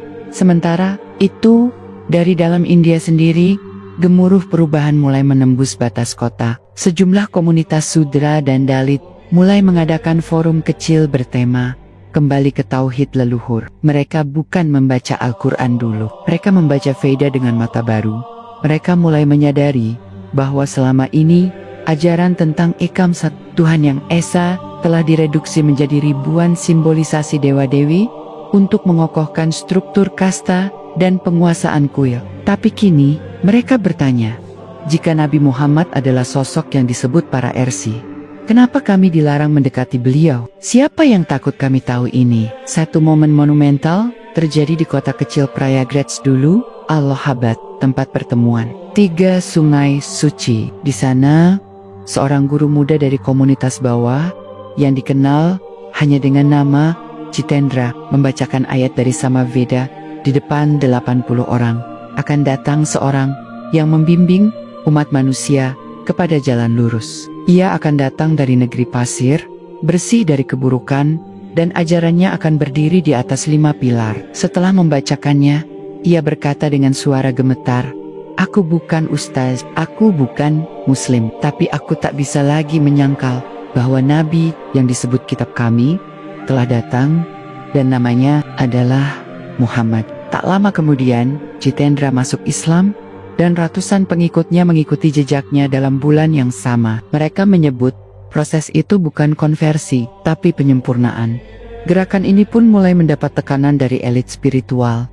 Tapi anehnya, tak ada satupun dari mereka yang mampu membantah kutipan manuskrip yang dibawa oleh Abdul Haq dan timnya. Mereka hanya berkata, itu bukan tafsir resmi, atau itu bagian dari mitologi yang belum tentu literal. Tapi masyarakat kini sudah jenuh dengan argumen abstrak. Mereka ingin bukti, dan bukti itu kini bisa dibaca, difoto, disalin, bahkan dicetak sendiri dari rumah. Satu tindakan sederhana yang mengubah banyak hal. Abdul Haq yang dulunya hanya seorang pendeta Hindu yang resah oleh teks-teks dalam kitabnya sendiri, kini menjadi saksi perubahan sosial skala besar. Namun ia tetap menolak semua bentuk glorifikasi. Dalam salah satu wawancaranya yang direkam secara tersembunyi, ia berkata, Saya bukan pembawa perubahan. Saya hanya membuka pintu yang selama ini dikunci dari dalam. Dan ketika pintu itu terbuka, cahaya masuk sendiri. Namun perjuangan belum selesai. Kini, ada upaya sistematis untuk menghapus akses publik terhadap naskah-naskah tua. Beberapa perpustakaan keagamaan mulai melarang pemotretan. Pemerintah daerah tertentu bahkan membuat regulasi baru tentang pelestarian teks kuno dari penyalahgunaan ideologi luar. Tapi semuanya sudah terlambat. Ratusan manuskrip telah disalin dan disebarkan secara digital. Bahkan beberapa di antaranya telah dialihbahasakan ke dalam bahasa Inggris, Arab, Urdu, Indonesia dan Prancis, dan dibaca oleh komunitas muslim dan non-muslim di berbagai belahan dunia. Jejak kenabian Nabi Muhammad dalam tradisi India tidak lagi bisa disangkal. Ia bukan lagi wacana teologisis. Ia telah menjadi fakta sejarah, dan yang paling menggetarkan adalah nama beliau kini dibaca di dalam ruang-ruang yang dulunya memuja dewa-dewa oleh lidah yang dulunya menganggap beliau asing, dan diakui oleh hati-hati yang akhirnya tahu. Ternyata, Nabi yang selama ini kami tunggu, telah lama datang. Kebenaran ini tidak berseru, ia berbisik. Tapi bisikannya telah membelah langit diam India yang selama ini menolak mendengar. Dan dari celah itu, cahaya mulai turun, bukan untuk menenggelamkan siapapun, tapi untuk menunjukkan bahwa Islam bukan penjajah. Ia adalah panggilan lama yang akhirnya dijawab oleh mereka yang menemukan namanya di dalam kitab mereka sendiri. Cerita ini belum berakhir, sebab masih ada ribuan manuskrip yang tercutap, masih ada jutaan umat Hindu yang belum tahu, dan masih ada nama Nabi Muhammad yang tertulis jelas di dalam sejarah mereka, menunggu untuk dibaca.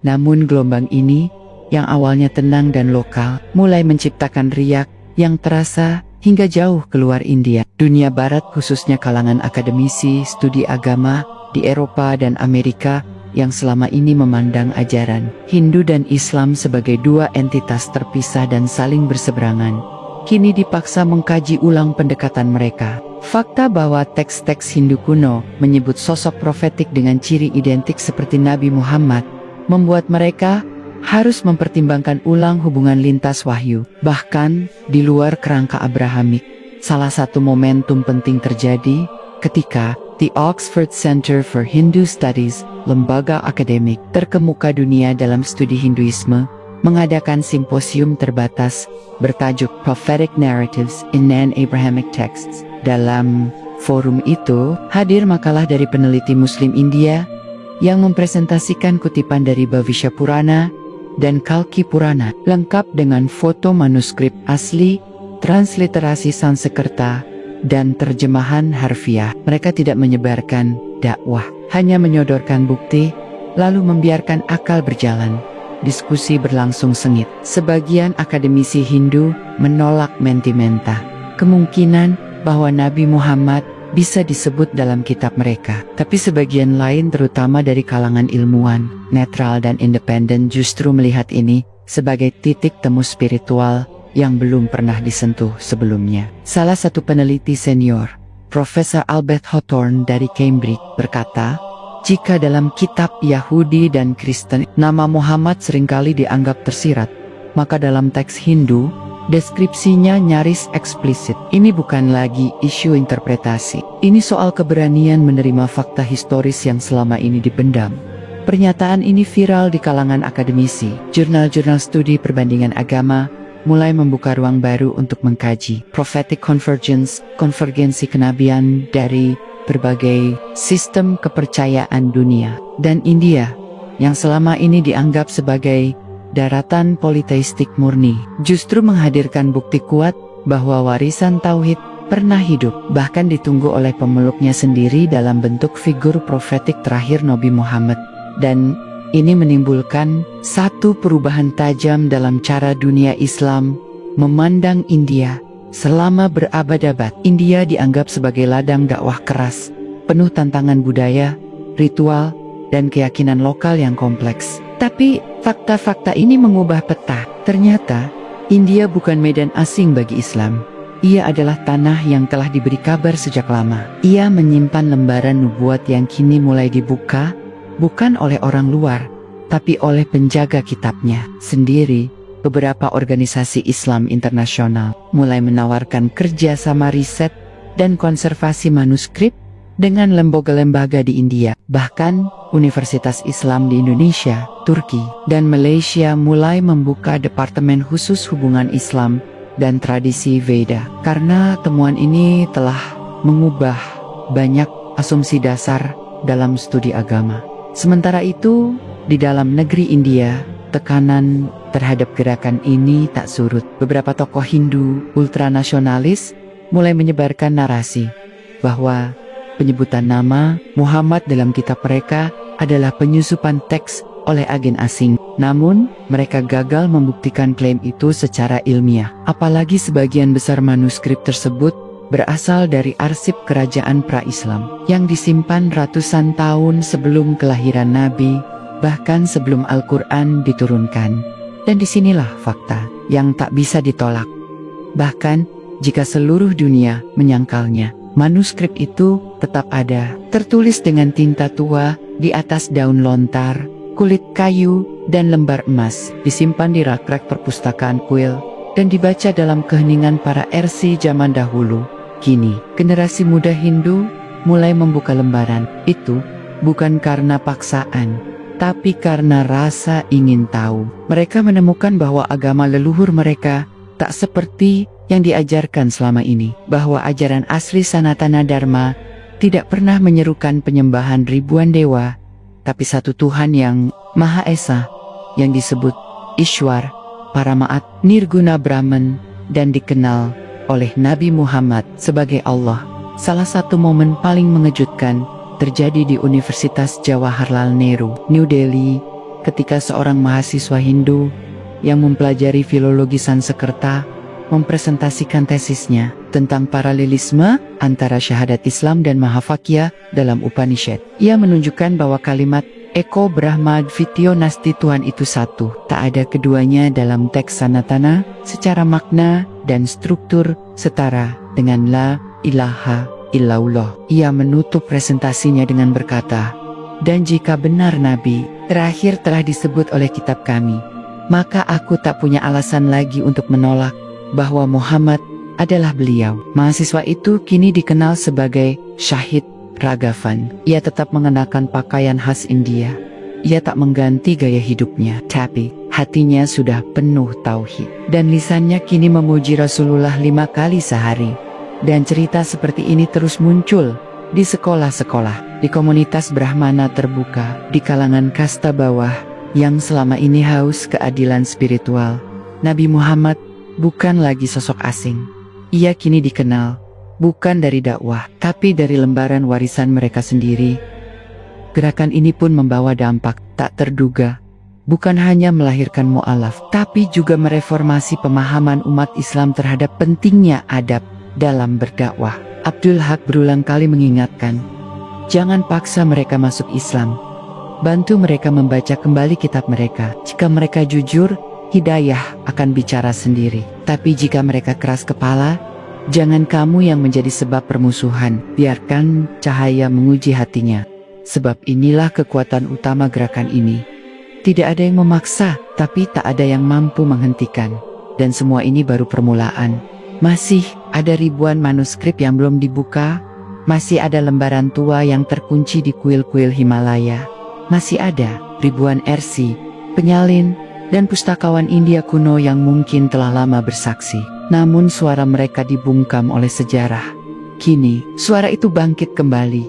Dan dunia menyaksikan bahwa Nabi Muhammad yang mereka kira hanya disebut dalam Al-Quran dan hadis ternyata juga telah hidup dalam baris-baris puisi tua dari kitab Veda dan Purana. Mereka hanya perlu membaca ulang dengan hati yang jujur. Dan ketika itu terjadi, maka tak ada yang bisa mencegah kebenaran untuk kembali menjadi terang. Namun, sebagaimana sejarah selalu menyimpan lapisan terdalamnya untuk yang paling sabar dan jujur dalam mencarinya.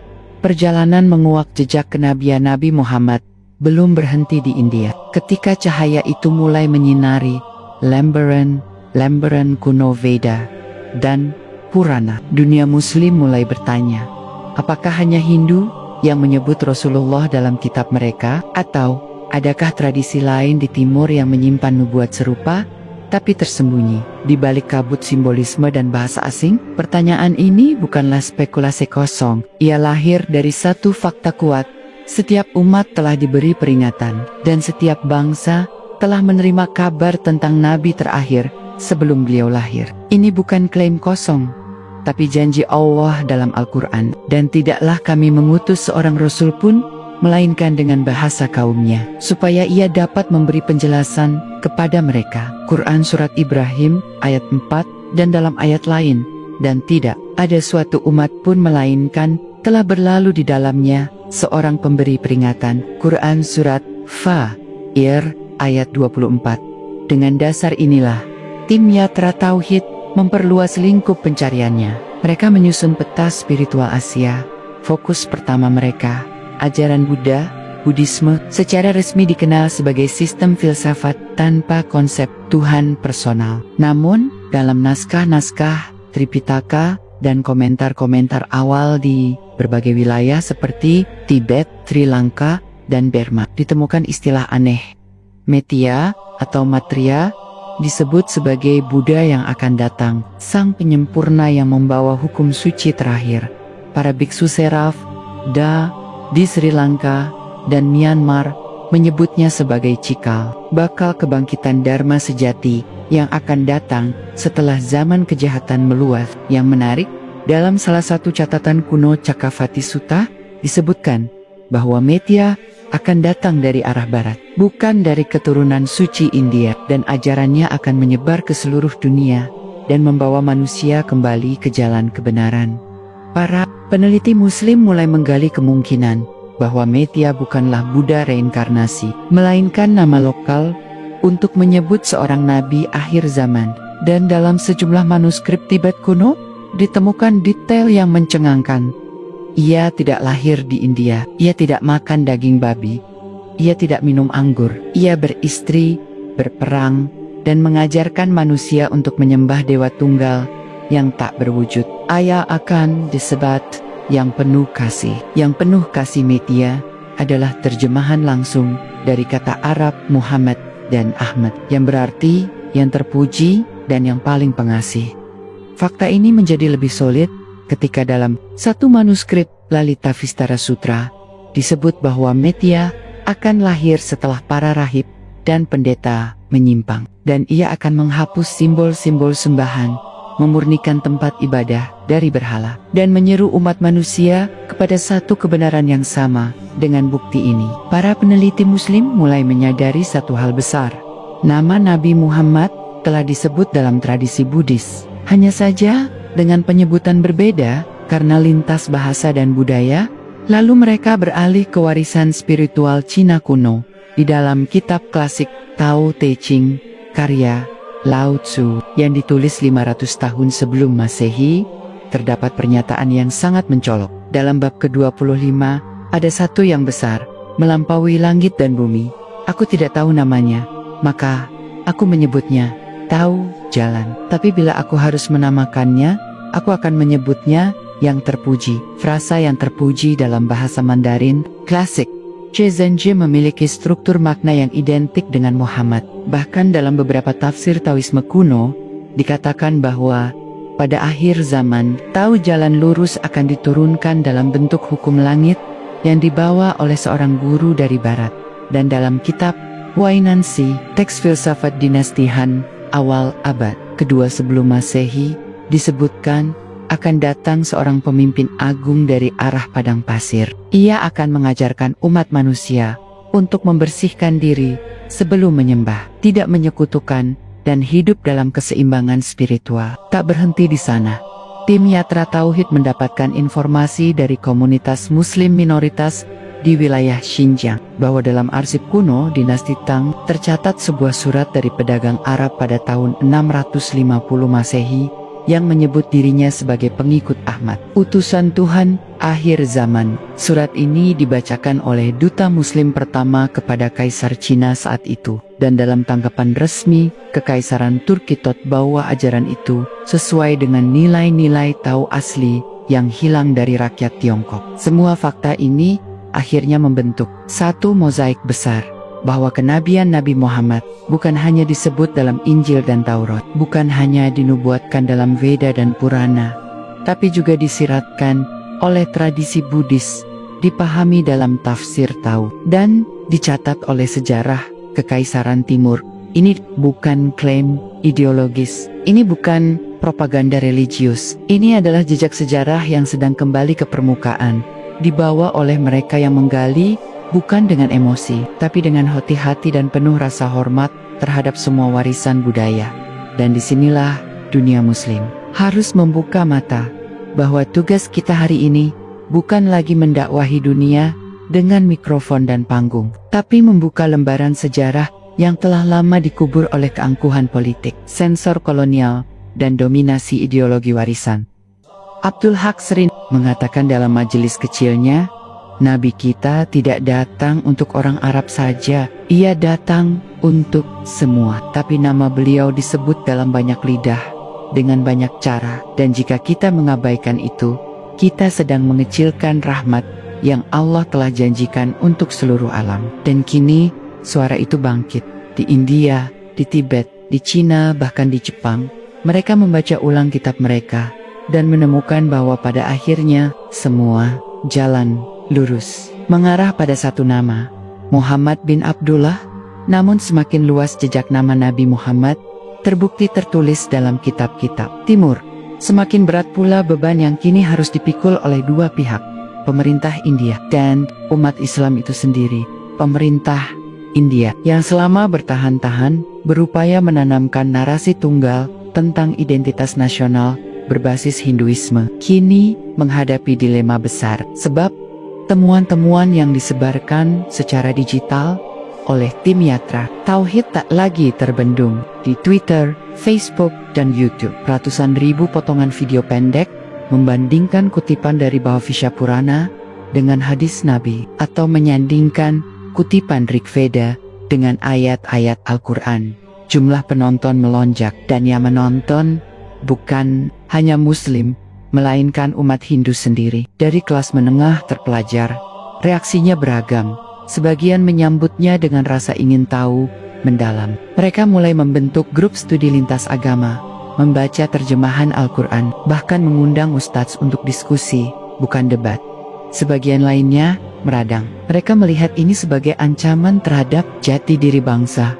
Aparat intelijen mulai memantau aktivitas pengislaman dengan dalih sejarah. Namun mereka kesulitan menangkap pelanggaran apa yang bisa dijadikan dasar hukum. Sebab tidak ada pemaksaan, tidak ada dana asing, dan tak ada propaganda politik. Semua berbasis riset, teks, dan diskusi terbuka. Akhirnya, pemerintah melalui lembaga pendidikan mulai mengambil jalur lain, kontrol narasi. Beberapa universitas negeri dilarang menyelenggarakan seminar lintas agama dengan tema nubuat. Buku-buku hasil digitalisasi teks Hindu yang menyebut Nabi Muhammad tidak boleh digunakan sebagai referensi akademik. Bahkan ada surat edaran Dayem-Dayem yang melarang penerbitan ulang manuskrip Purana versi pre-kolonial. Namun semua itu datang terlambat. File PDF sudah tersebar, video sudah disimpan di hard drive.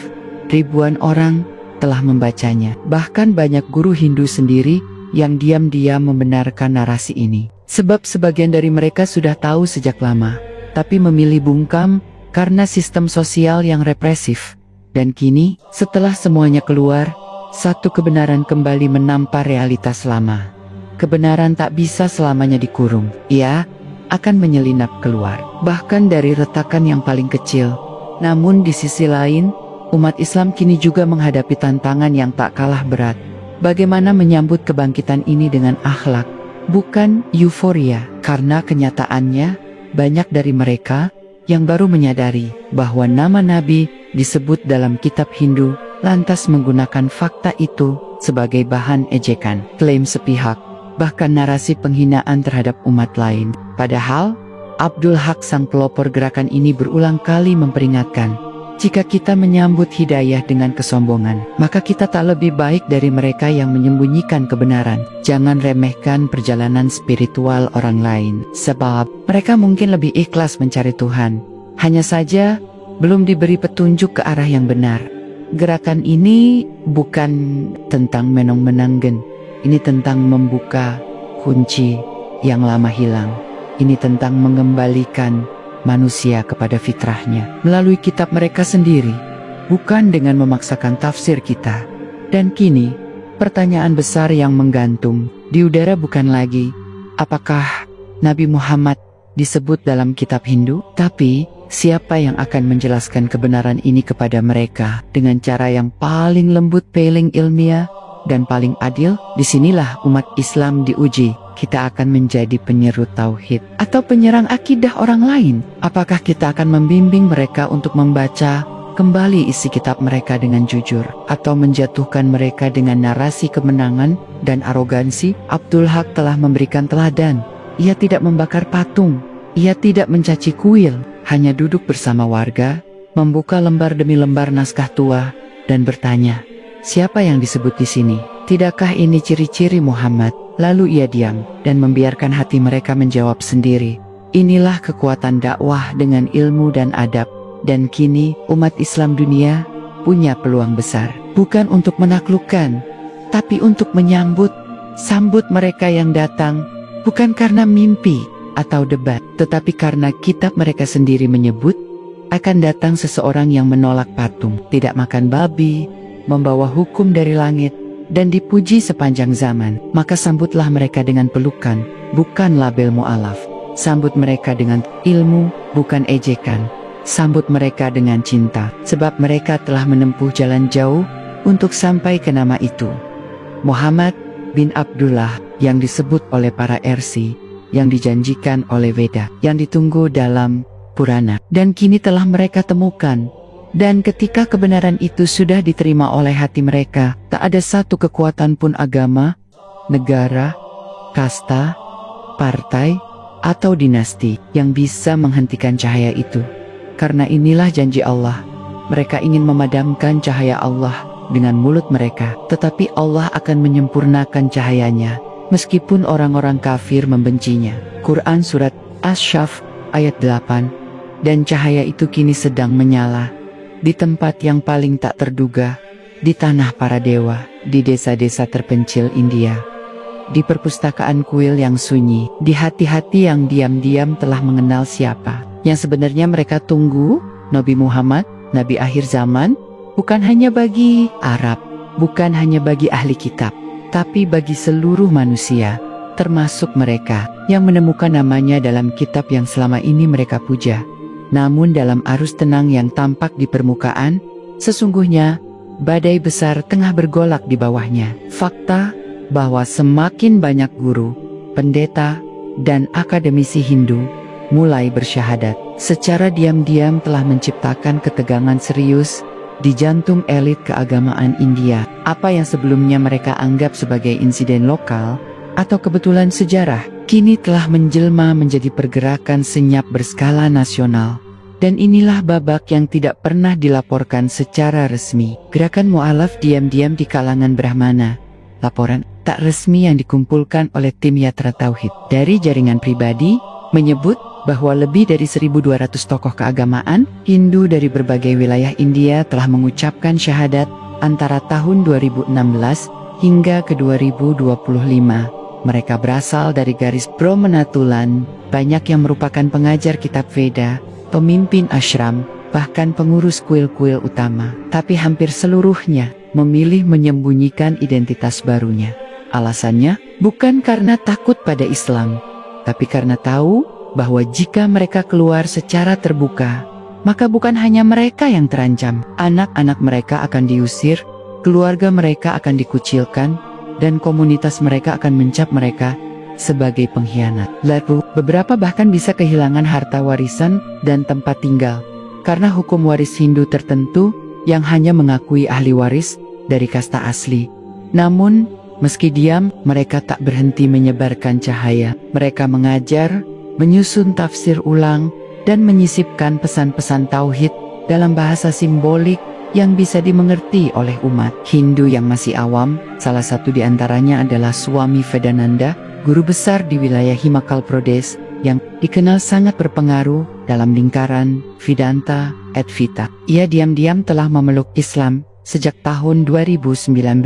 Setelah membaca manuskrip Narasyansa Upanishad yang telah lama tersembunyi di perpustakaan kecil daerah Shimla dalam catatan pribadinya yang hanya diberikan kepada murid terdekat, ia menulis, "Aku telah mengajarkan bahwa Brahman itu esa, tak berbentuk, tak dilahirkan, dan tak bisa dijangkau kecuali oleh wahyu. Lalu aku temukan bahwa Nabi Muhammadlah yang disebut sebagai suara wahyu terakhir dalam kitab ini.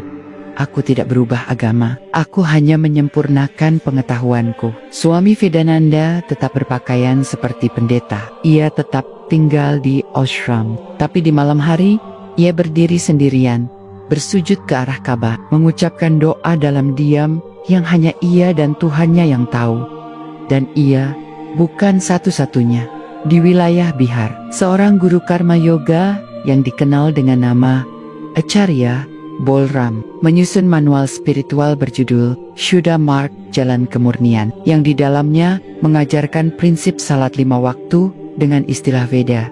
Ia tidak menyebut Nabi Muhammad secara langsung, tapi semua muridnya tahu kemana arah pesan itu. Beberapa tahun kemudian, Acharya itu pindah ke Hyderabad, mengganti namanya menjadi Abdul Muqtadir, dan menjadi bagian dari jaringan spiritual Islam India yang sangat privat. Gerakan Tauhid lintas naskah. Gerakan ini tak tampil di publik. Mereka tidak menggunakan medsos, tidak mendirikan masjid, dan tidak mengibarkan panji. Tapi mereka mengajarkan satu prinsip kepada semua muridnya. Jangan takut kepada kegelapan yang menutupi kebenaran. Tapi takutlah jika cahaya itu datang, dan engkau pura-pura buta. Namun, pemerintah tahu mereka ada. Dalam laporan intelijen internal yang bocor ke publik pada tahun 2024, disebutkan bahwa gerakan pemurnian spiritual berbasis teks kuno ini berpotensi mengikis otoritas keagamaan arus utama dan melemahkan fondasi identitas Hindu modern. Pernyataan ini lebih dari sekadar pengakuan, itu adalah bentuk ketakutan yang nyata. Ketakutan bahwa kontrol atas teks dan makna yang selama ini dijaga oleh institusi kuil dan lembaga pendidikan keagamaan kini mulai runtuh, bukan oleh kekuatan asing, tapi oleh kitab mereka sendiri. Dan dalam situasi seperti ini, propaganda pun dimainkan. Muncullah kampanye masif di televisi nasional dan media sosial yang menyebut bahwa semua temuan tentang Nabi Muhammad dalam kitab Hindu adalah hasil penyusupan Islamisasi, manipulasi ayat, bahkan ada yang menyebutnya sebagai fitnah digital. Mereka mengerahkan ahli bahasa, tokoh keagamaan, bahkan selebriti untuk menyatakan bahwa tidak ada Muhammad dalam kitab kami. Namun yang mereka lupakan, masyarakat India hari ini tidak bisa lagi dibungkam oleh otoritas satu arah. Generasi muda mereka membaca sendiri, mereka download sendiri file PDF, manuskrip. Mereka bandingkan teks asli dan terjemahan kolonial, dan mereka menyaksikan dengan mata kepala sendiri bahwa nama Nabi Muhammad ada, ciri-cirinya disebut, misinya diramalkan, dan ajarannya dinubuatkan. Mereka bukan ditipu, mereka baru sekarang menyadari bahwa merekalah yang selama ini ditipu. Abdul Haq, yang kini telah berusia lanjut, tetap duduk di serambi rumahnya setiap pada subuh, membaca Al-Quran sambil menatap pegunungan Kerala. Di sampingnya, meja kecil berisi fotokopi manuskrip tua dari Veda dan Purana, disusun rapi dalam map-map yang diberi label Narasyansa, Kalki Purana, Bhauvishya, Pramana, Shuddha Dharma Sutra, Upanishad Rahasia. Ia tahu bahwa usianya tak akan cukup untuk melihat semua ini membesar. Tapi ia tak perlu melihat hasilnya, sebab ia tahu satu hal. Aku hanya menyalakan satu pelita, dan cahaya itu kini menyala di tempat yang bahkan tak bisa lagi kugapai. Hari ini, gerakan ini sudah menjalar ke Nepal, Bangladesh, Myanmar, bahkan sebagian komunitas Tamil di Sri Lanka. Nama Muhammad yang dahulu dianggap asing, kini menjadi pusat kajian spiritual lintas agama. Dan ini bukan kerja misionaris, ini bukan proyek dakwah.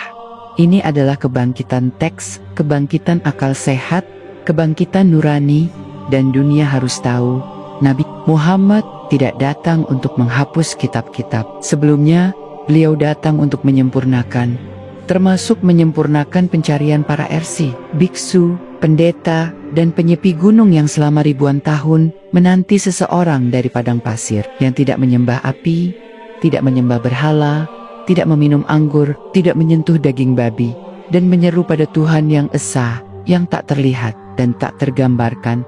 Dan kini mereka tahu siapa nama orang itu. Namun untuk menutup lingkar sejarah ini secara utuh, satu lembar penting harus diangkat dari kubur waktu. Jejak interaksi langsung antara Nabi Muhammad dan kerajaan-kerajaan India kuno semasa hidup beliau. Bukan sekadar dugaan atau tafsir, tapi fakta yang tercatat dalam dokumen sejarah, baik dari sumber Islam yang sahih maupun catatan kerajaan India yang tak pernah diajarkan dalam kurikulum sejarah modern. Kisah ini dimulai dari wilayah Malabar, pesisir barat daya India, yang pada abad ke-7 Masehi dikenal sebagai pusat perdagangan rempah dan rute maritim dunia. Disinilah para pedagang Arab Muslim, bahkan sebelum hijrah Nabi ke Madinah, sudah menjalin relasi dagang dan budaya dengan masyarakat Hindu lokal, khususnya dari kerajaan Chera. Salah satu tokoh yang sangat penting, namun lama dikaburkan, adalah Raja Chairman Perumal. Kisahnya hampir dianggap legenda oleh sebagian sejarawan, tapi terlalu banyak jejak sejarah yang menegaskan kebenarannya untuk diabaikan begitu saja. Menurut sumber Islam yang tercatat dalam manuskrip Musniskrip kuno di Kerala, dan juga dalam buku Tuhfat Al-Mujahidin karya Zainuddin Makhdum, abad ke-16, disebutkan bahwa seorang raja besar dari India bernama Cheraman Perumal melihat bulan terbelah di langit. Ia heran dan mencari tafsir dari para brahmana dan biksu, tapi tak menemukan jawaban. Setelah mendengar bahwa peristiwa itu merupakan mukjizat seorang nabi di tanah Arab, ia pun memutuskan untuk pergi sendiri menemui beliau. Dalam riwayat yang lebih rinci, disebutkan bahwa Raja Cheraman pergi bersama utusan dan berlayar ke pelabuhan Arab, menemui langsung Nabi Muhammad di Madinah, mengucapkan syahadat, lalu diberi nama baru, Tajuddin. Ia tinggal beberapa waktu bersama Nabi, lalu wafat dalam perjalanan pulang ke India, dan dimakamkan di Zafar Hadramaut, Yaman. Namun sebelum wafat, ia sempat menulis surat kepada penerus kerajaannya, agar menyambut Islam dengan damai. Dan inilah yang membuat masuknya Islam ke India Selatan, tidak melalui pedang, tapi melalui surat raja dan hubungan cinta. Bukti keberadaan Raja Cheraman yang memeluk Islam ini tidak hanya berasal dari riwayat lisan Muslim India. Ada prasasti masjid tertua di India, yaitu Masjid Cheraman Juma, dibangun di kota Kodungalur, Kerala, yang menurut catatan arkeologi dibangun tahun 629 Masehi, semasa Nabi Muhammad masih hidup. Bahkan dalam beberapa laporan kolonial, masjid ini disebut telah berfungsi sebelum adanya masjid di Mesir dan Afrika Utara.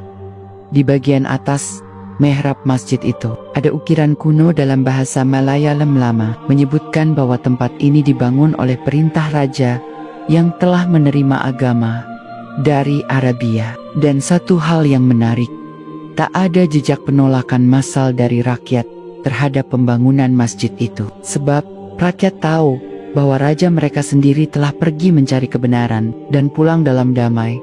Interaksi ini menjadi penting karena ia mematahkan dua mitos besar sekaligus, bahwa Islam masuk ke India hanya melalui invasi kekuatan militer pada abad pertengahan, bahwa tak ada satupun raja Hindu yang mengakui kebenaran Nabi Muhammad. Kedua klaim itu terbantahkan hanya dengan satu kisah Cheraman Perumal, dan ini bukan satu-satunya jejak. Dalam manuskrip Tarikh ke-1 Firoz Shahi, sejarawan Muslim abad ke-14, menyebut bahwa sejumlah pedagang dari kerajaan Kalingga dan Gujarat juga datang ke Madinah, membawa hadiah untuk Rasulullah sebagai bentuk penghormatan kepada guru spiritual dunia yang tengah naik pengaruhnya. Bahkan ditemukan referensi dalam Annals of the Chinese Tang Dynasty bahwa pada tahun 651 Masehi, setelah Nabi wafat, utusan dari negeri Tianzhou, sebutan Cina untuk India, mengunjungi kekhalifahan Islam dan membawa kitab dari raja sebelumnya yang menyatakan persetujuan terhadap ajaran Nabi dari gurun. Jika semua ini benar dan banyak bukti menunjukkan itu, maka artinya jejak Nabi Muhammad dalam sejarah India bukan hanya disebut dalam kitab suci, tapi juga tercetak dalam diplomasi resmi dan relasi antar peradaban. Inilah potongan terakhir dari mozaik besar yang kini tengah dibangun ulang oleh generasi Muslim India, bahwa kitab mereka sendiri menyebut Nabi Muhammad, raja mereka sendiri pernah bertemu dengan Nabi, dan umat mereka kini sedang kembali satu persatu kepada cahaya itu. Namun cahaya ini tidak akan berarti apa-apa jika umat Islam hari ini tidak menyiapkan pangkuan yang hangat untuk menyambut saudara-saudara baru mereka. Mereka tidak datang karena kalah debat. Mereka tidak datang karena diberi beras atau uang. Mereka datang karena menemukan nama Nabi kita dalam kitab mereka sendiri, dan itulah bentuk hidayah yang paling mulia. Maka jangan sambut mereka dengan syakwa sangka. Jangan uji keislaman mereka dengan standar yang kita sendiri pun belum tentu lulus. Sambut mereka dengan pelukan, dengan ilmu, dengan cinta. Sambut mereka seperti Rasulullah menyambut penduduk Taif setelah mereka sebelumnya menolak. Sebab Nabi Muhammad bukan hanya milik kita, beliau adalah milik semua, termasuk mereka yang telah menantinya selama ribuan tahun 2020. Dan kini, setelah membaca namanya dalam lembar-lembar kitab tua, mereka tahu bahwa penantian itu telah berakhir. Saudara-saudara yang dirahmati Allah, kini kita telah membuka lembar demi lembar kisah yang selama ini disembunyikan oleh debu sejarah dan kabut propaganda. Bukan dengan opini, tapi dengan naskah, bukan dengan dogma, tapi dengan data, dan bukan dengan emosi, tapi dengan hati yang ingin tahu dan akal yang jujur. Kita telah melihat sendiri bagaimana sosok Nabi akhir zaman, Nabi Muhammad, disebut dalam kitab-kitab yang tak disangka, dari Bhagavad Purana hingga Kalki-avatar, dari Metia Buddha hingga Chechen Che dalam teks Tao kuno Tiongkok. Kita saksikan pula bahwa bukan hanya rakyat biasa, tapi para pendeta Hindu, guru spiritual, bahkan seorang raja besar telah menempuh jalan panjang dan sunyi untuk mengucapkan dua kalimat yang telah mengubah hidup mereka, la ilaha illallah Muhammadur Rasulullah. Ini bukan lagi narasi mu'alaf. Ini adalah narasi kebenaran universal yang kini bergerak bukan dari mimbar ke mimbar, tapi dari kitab ke hati. Dan pertanyaannya hari ini bukan lagi apakah benar Muhammad disebut dalam kitab Hindu, tapi apakah kita umat Islam hari ini siap menyambut mereka dengan ilmu atau hanya dengan bangga? Apakah kita membawa rahmat seperti Nabi kita, atau justru menghalangi orang mengenalnya dengan sikap kita? Sebab kebenaran ini tak akan berhenti. Ia akan terus mengalir dari desa-desa di India, dari perpustakaan kuno di Himalaya, dari manuskrip yang mulai dibuka lagi setelah ratusan tahun, dan akan datang hari mungkin segera di mana dunia akan mengakui bahwa Islam bukan datang untuk menaklukkan agama-agama, tapi datang untuk menyempurnakan nubuat-nubuat yang telah mereka wariskan sendiri. Maka jangan pernah rendahkan perjalanan orang-orang yang baru menemukan cahaya ini, karena bisa jadi mereka telah lebih dahulu menanti Rasulullah jauh sebelum kita meyakininya. Dan jika Anda termasuk yang baru menemukan semua ini, baru membaca nama Nabi Muhammad dalam kitab yang selama ini Anda agungkan, ketahuilah Anda tidak mengkhianati leluhur Anda. Justru Anda sedang menyempurnakan jalan yang dulu telah mereka buka. Dan kini bukan karena dipaksa, tapi karena Anda tahu bahwa cahaya ini memang untuk Anda, dan bahwa Nabi ini adalah milik semua. Nabi Muhammad, Nabi untuk seluruh alam yang namanya hidup. Bahkan dalam kitab yang pernah Anda baca sejak kecil, jangan lupa subscribe, aktifkan lonceng, dan bagikan video ini jika menurutmu dunia berhak tahu bahwa sejarah yang tersembunyi akhirnya muncul kembali. Sampai jumpa di dokumenter berikutnya. Kita akan menggali lebih dalam lagi sejarah yang selama ini dikunci rapat dan membuka rahasia peradaban yang dunia pernah coba lupakan. Wassalamualaikum warahmatullahi wabarakatuh.